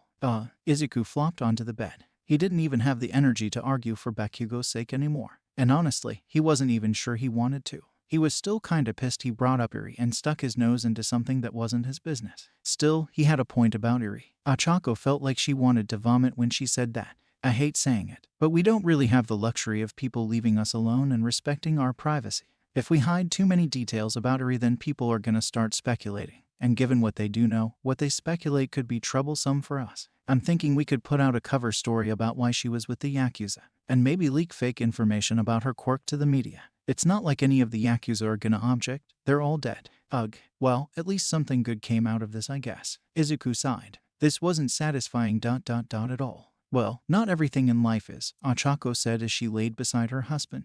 Not everything goes the way you think it would. I thought I would be a pro hero, but I learned to be happy with where I am ... Not that it was that hard. You have to focus on the positives. Look at it this way. You actually got him to say sorry. I don't think many people have ever managed that. Yeah, I guess. Izuku was still very dissatisfied with how this all played out. Ochako stroked his hair. Come on, perk up. Uri's gonna be upset if you're all mopey when we head to Mighty World tomorrow. That did make him feel a bit better hearing that. Right, I almost forgot about that. Chizome is gonna be ready for tomorrow, right? Actually, he took the day off, Ochako said. He said he needed to do something personal. Wonder what it is. Meanwhile, in the city, in the darkness of an alleyway located deep in the city, two men were discussing something over a suitcase. Both were in trench coats and were obviously trying to be inconspicuous. However, one of them had a huge horn coming out of his head. Nice doing business with ya, said the non-horned man, as he quickly walked away after handing the horned man the suitcase. Meanwhile, the horned man looked at the suitcase gleefully. With this, no one is going to be making fun of the unicorn. I wouldn't hold my breath, said a gruff voice from somewhere untraceable. Unicorn instantly became alert and started frantically looking around. Who is that? Show yourself. You're dead, said the voice. Unicorn's eyes widened as he realized where the voice was coming from. He looked up and saw someone diving down at him with two swords, only a couple feet away from him and closing in fast. Unicorn was barely able to react, jumping back while shooting a laser from his horn at his attacker. The attacker blocked the attack with one of his swords, before landing on his feet. Unicorn unleashed a flurry of lasers from his horn towards his attacker. I know who you are, Stain the hero killer. Stain smirked as he dodged the laser blasts, jumping from wall to avoid them. Good, I've gotten tired of explaining to scum why they're dying. The hero killer then threw a ball from one of his pouches at Unicorn, who shot it immediately. Unfortunately for the horned man, when the ball exploded, a bunch of small blades burst out, cutting him as they flew by, some of them even embedding into his body. AGH, Unicorn shouted out in pain, before glaring at Stain and continuing his attacks. You son of a bitch. Stain continued to dodge the blast, before holding up his hand, and a circle started glowing on the back of his armored fist. Suddenly, the blades were pulled back towards Stain by the magnetic force of his glove. When the blades came to the glove, Stain licked them, getting the blood onto his tongue. And just like that, the battle was over. Unicorn suddenly felt his body freeze, as he was completely paralyzed. He dropped to the ground, the briefcase dropping as well. What can't I move?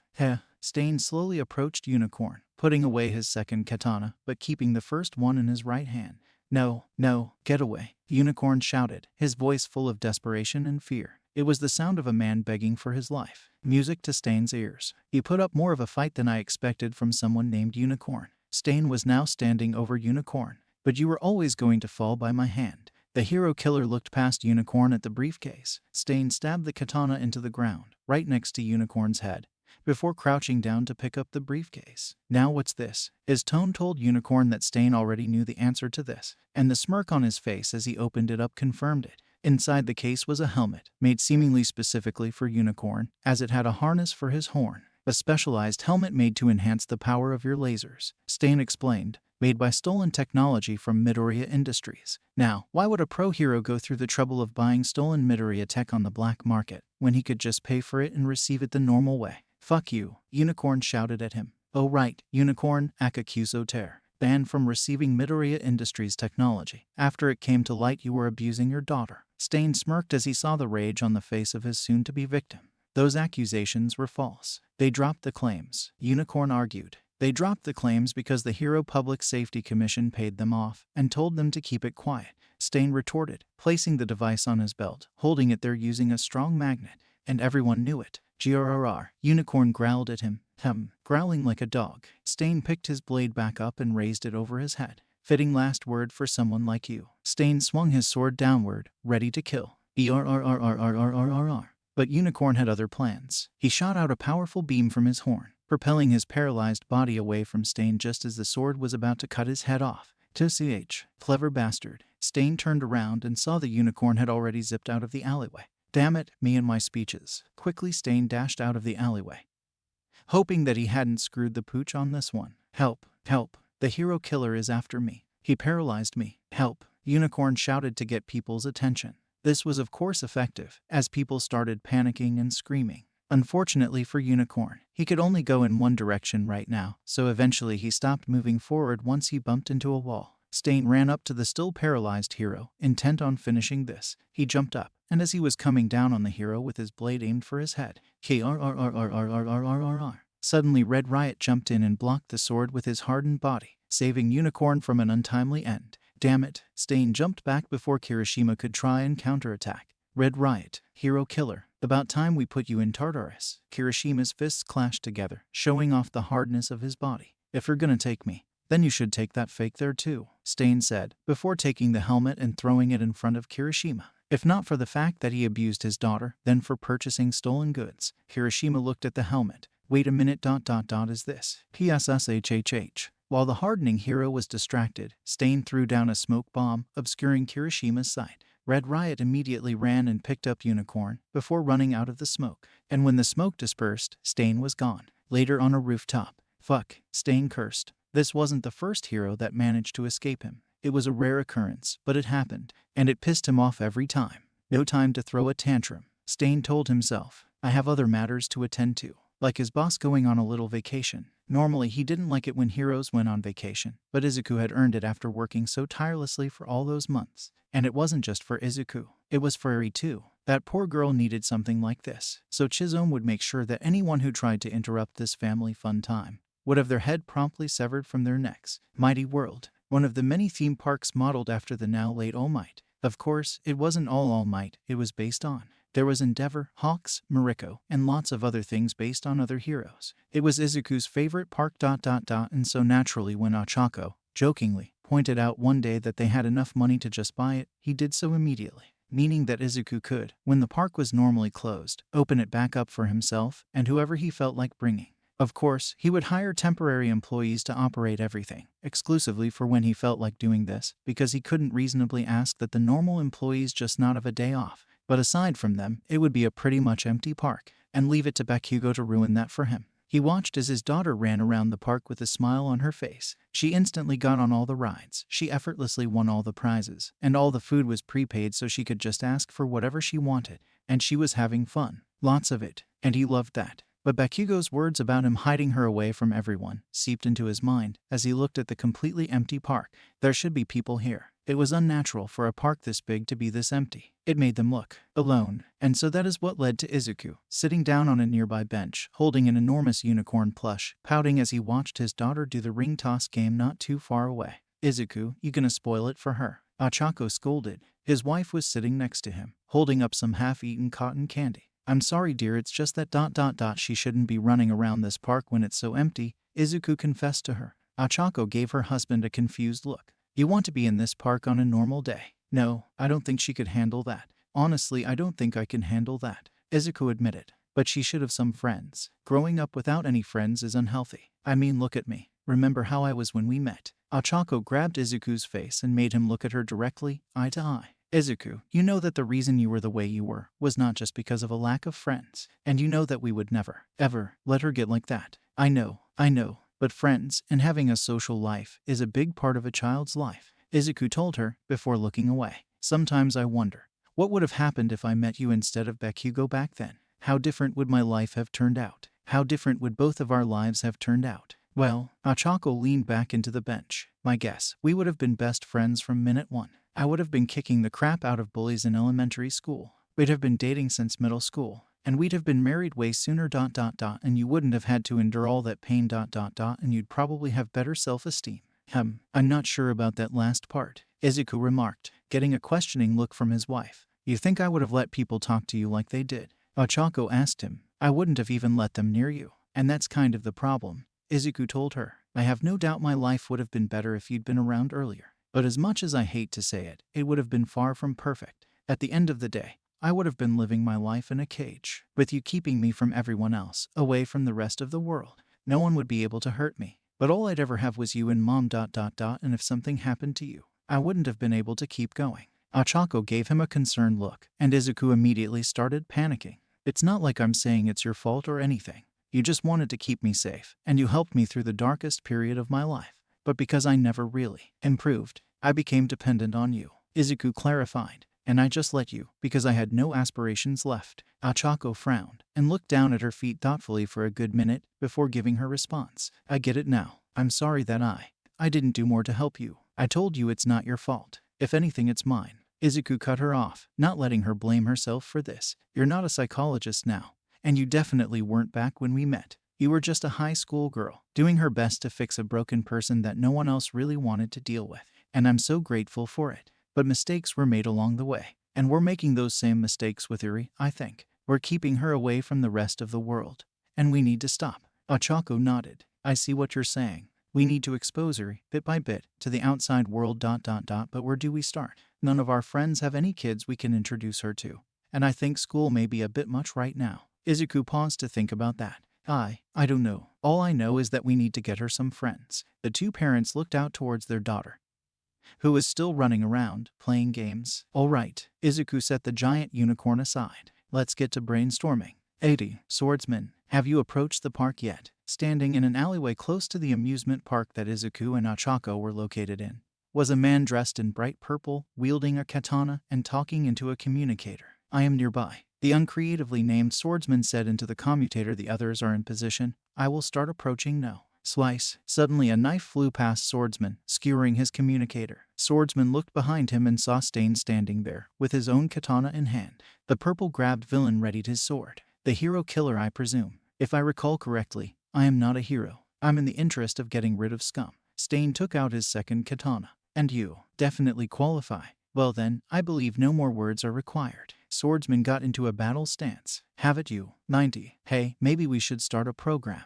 Ochako suggested, gaining her husband's attention. After we take care of this tech leak, we can start a program for exceptional students to be mentored by I don't know, Hatsum or something. And then we can take a look at their profiles and how they behave and see if we can introduce some of the kids to Uri. How does that sound? Izuku took a minute to think about it. Sounds reasonable. I can imagine we can find some good kids to make friends with, and they'd all share an interest in technology. Okay, but real quick, we are sure she is actually interested in making and studying technology. And it's not just her wanting to be interested in what you're interested in, right? Ochako asked him. I think so. At least she seems eager. It'll be hard to know for sure given that she'd probably say she's interested regardless of how she actually feels. Izuku said. I think we should go through with the plan and see what happens. If she is genuinely interested, then that's good. If not, then I'm sure they can find something else to bond over. Although May won't like having a bunch of kids distract her during work. Well, we all have things we don't like to do for work. And we literally pay her a fortune to do her dream job, so I think she'll just have to deal with a bit of discomfort. Ochako smirked, but stopped when she saw her husband's disapproving look. What? I'm just making her earn her paycheck. 90. The sounds of swords clashing rang.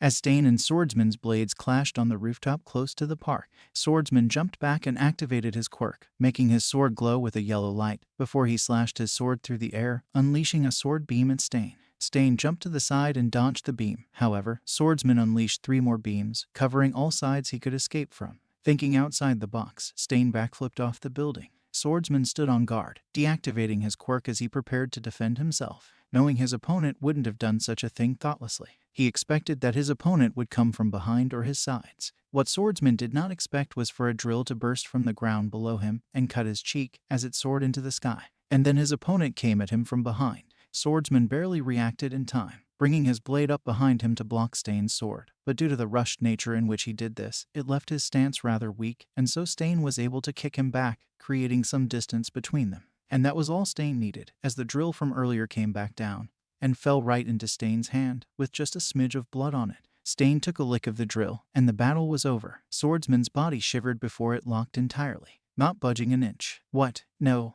move, damn it. Stain smirked and raised his blade. Sorry, but I have to take care of you friends next. Swordsman could do nothing but look on in despair as the hero killer approached him. 90. Hey Eri, are you having fun? Izuku asked his daughter as they walked through the park, looking for the next ride. Eri nodded very enthusiastically. How much fun? Izuku asked her with a huge grin on his face. Eri paused for a moment before she put her arms in the air and spread them apart. This much? Wow. Izuku smiled at her, genuinely overjoyed that she was having fun. That's amazing, Eri. Ochako patted the small girl on the head. Eri turned her head over to a particular ride. What's that ride? Izuku and Ochako looked at what Eri was referring to and blushed a bit when they realized that the ride she was referring to was Midnight's Tunnel of Love. That's a ride for lovers to go on. Like me and your father, Ochako told her. Because they're married, Eri asked, tilting her head. That's right, Eri, Ochako confirmed.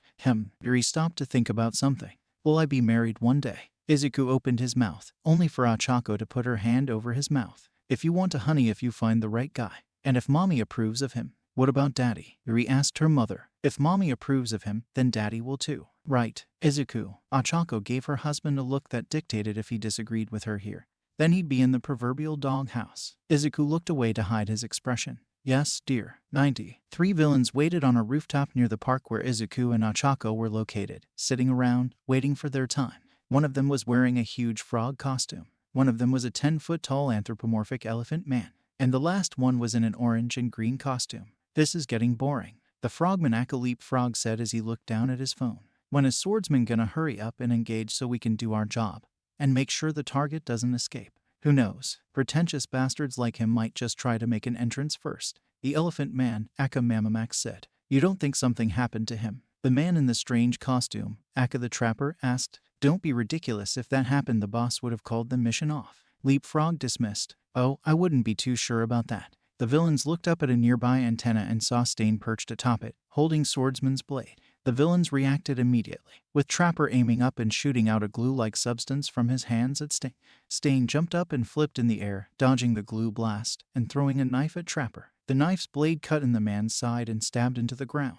The blade then sucked the blood into the knife, bringing it into a special compartment in the handle, before the handle shot off away from the blade, back into the air, and into Stain's hand. Stain landed behind Trapper and brought the knife's handle to his mouth, pressed a button, and the small amount of blood the knife drew went onto his tongue. Og, Trapper shouted, as his body suddenly froze. What? No, Trapper didn't get to say another word, as Stain rushed him with his katana and cut his head clean off. Holy shit, Leapfrog shouted out in fear. Mamamax decided to be brave, and charged at the hero killer, reaching him before taking a massive swing at him. Stain pressed a button on his blade, and caused it to glow, before dodging to the right of Mamamax's punch and sticking his sword right into his heart. Ag, Hauua, was all Mamamax could say before he died. Stain quickly pulled out his sword and moved further to the left, to avoid the dead villain's body toppling over onto him. The hero killer then gave Leapfrog a menacing look, causing the villain to freeze in pure terror for a moment, before he turned the other way and gave a mighty leap, jumping to the other building. Should have gone after him first. Stain chided himself before he went to pursue. 110. The sun went down as the Midoriya's day at the park seemingly ended. Izuku and Ochako were walking out of the park, with a very sleepy Eri in their arms. So, best day ever? Izuku asked his daughter. No, Eri answered sleepily. It was fun ... but not the best. Izuku raised an eyebrow. Really? Then what was your best day? The day we saw the sun again, Eri told him. A pang of sadness went through him, as he recalled that particular day when he escaped from Overhaul, even though he had escaped captivity that day.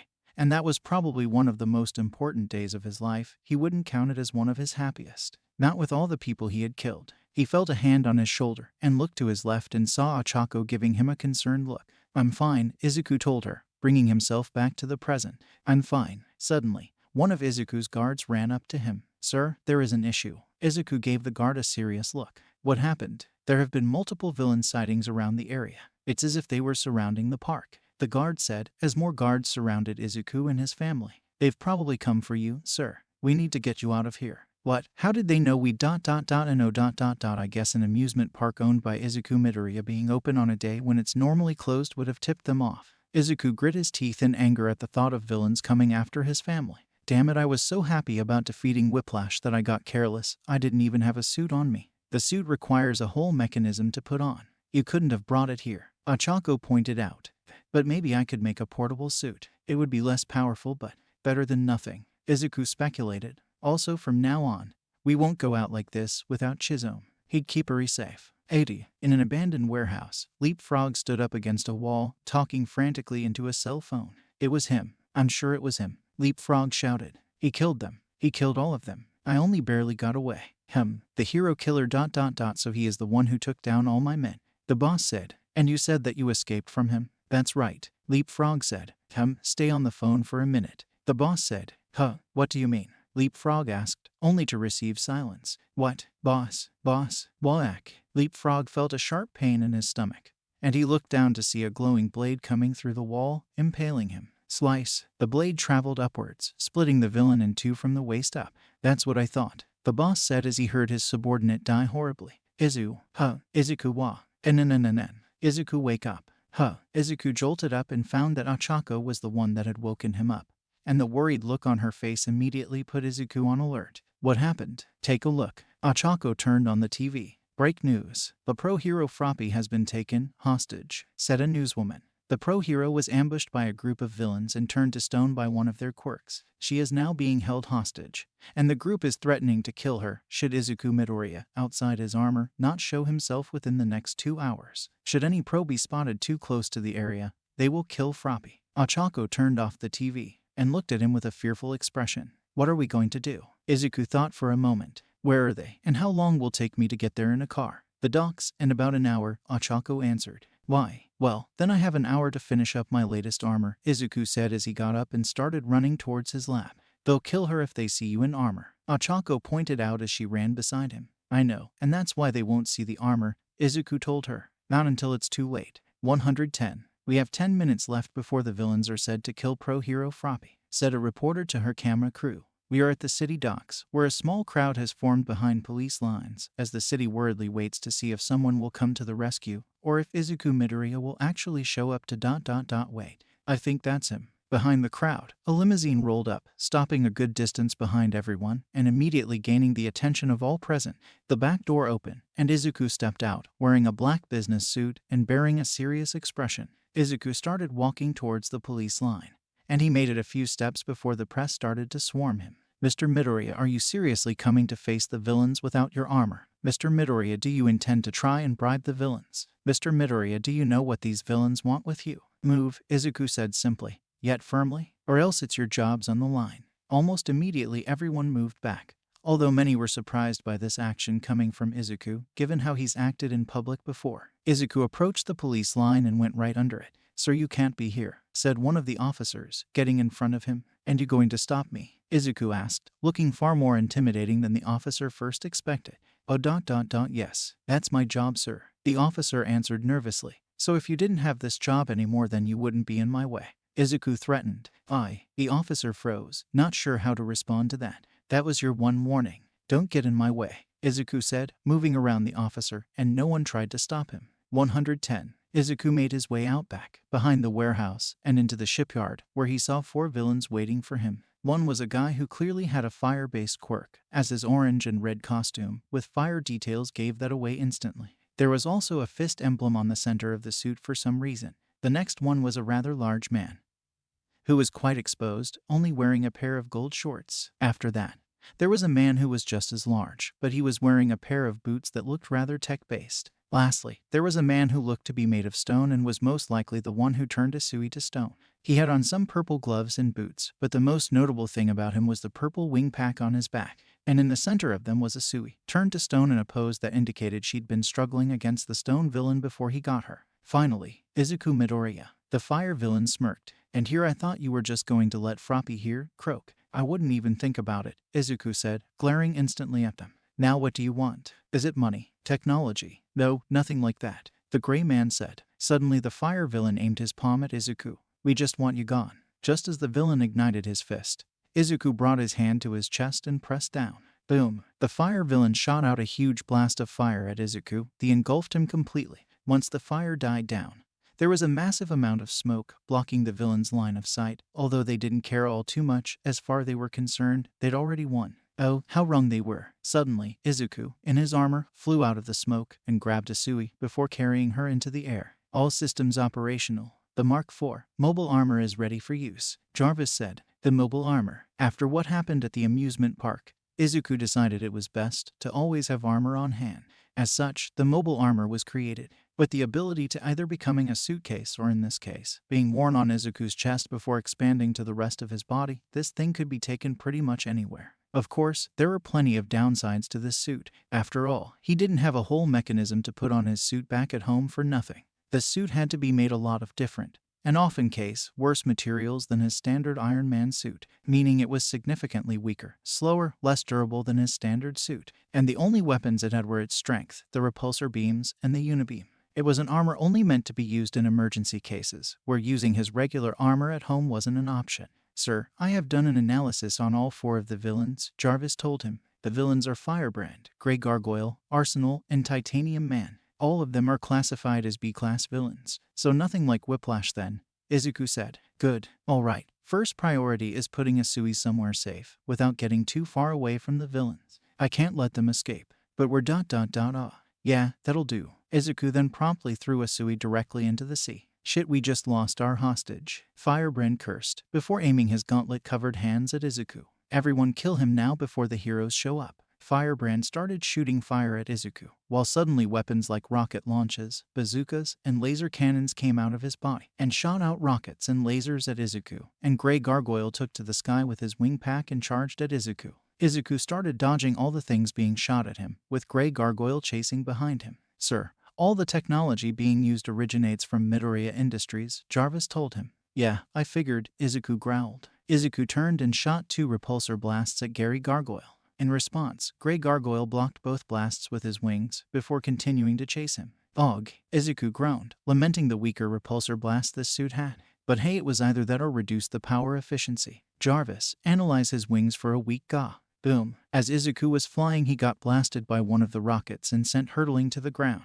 Crash. Oh, Izuku groaned, as he quickly pulled himself onto his knees. FWOOSH. AGH. Izuku grit his teeth, as Firebrand blasted him with fire. His armor protected him for the most part, but he could still feel the intense heat of Firebrand's quirk, combined with his enhancer gauntlets. This armor cannot take continued contact with this level of heat for much longer, Jarvis told him. Got it. Izuku fired off his thrusters and dashed out of the path of the fire, before shooting off repulsor blasts at Arsenal and Firebrand, only for Titanium Man to step out in front of them and turn his body into metal and tanking the blast. TCH. Damn it. Izuku silently swore. Above you, sir, Jarvis said urgently. Grey Gargoyle incoming. Izuku didn't even bother to look. Instead, he just reacted, using his thrusters to blast him backward, as Grey Gargoyle came down, missing Izuku entirely. The armored hero flew over the water, taking another look at his opponents. Sir, Titanium Man has the ability to turn into an extremely durable metal. However, it appears that he is unable to move while doing so.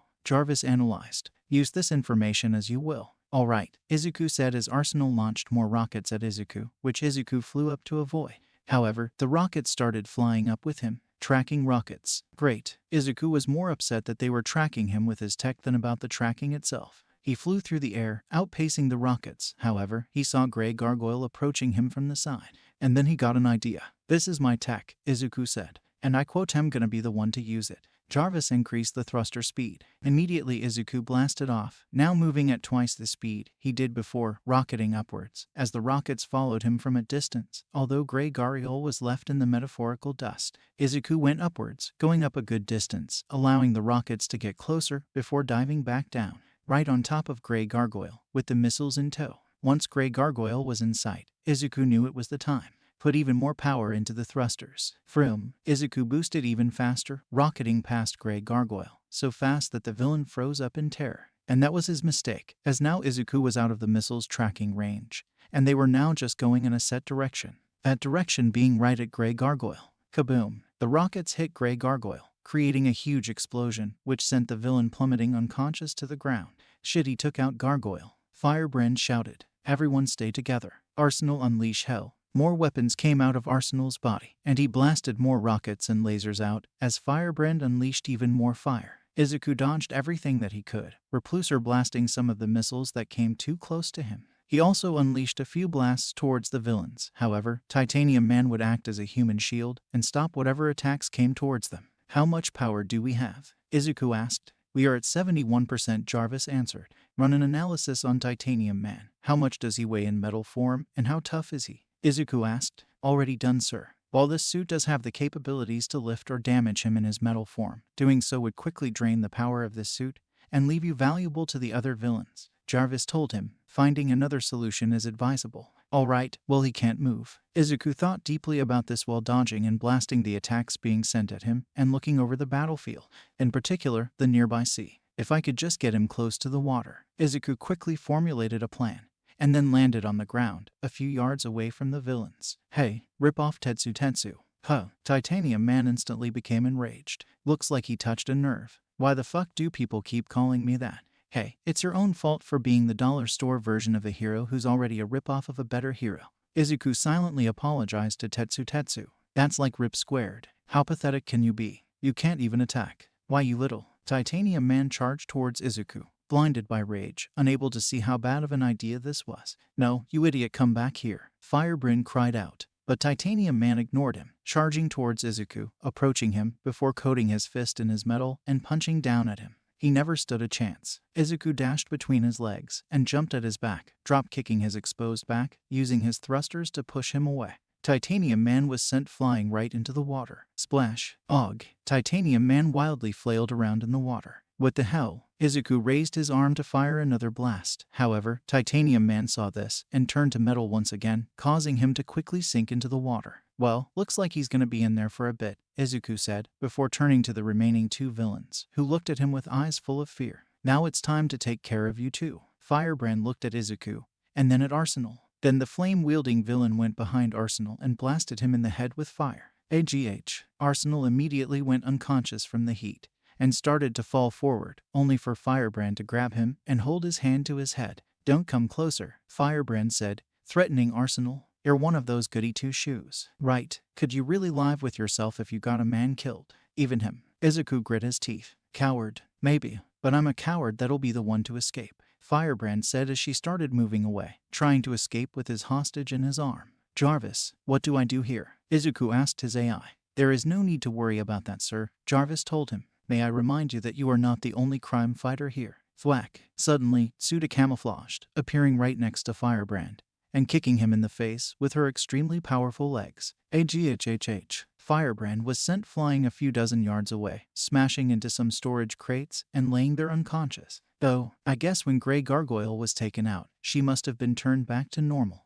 Izuku realized. Indeed, it appears she also took care of Titanium Man. Jarvis told him, take a look to your left. Izuku looked to his left and saw Titanium Man hanging on a crane over the water. Oh, thanks, Tsu. Izuku called out to the rainy season hero. I think I should be thanking you, Kiro, Tsu told him. Looks like you got into some trouble because of my mistake. Sorry about that. It's fine. I've made more embarrassing mistakes, Izuku told her. Are all right. I can imagine waking underwater could be a bit jarring. It was, but grasped what was happening pretty quickly, Tsu said. Now I think we should wrap this up, Kiro. You can tell me what happened later. Right, let's get these guys in restraints, Izuku said.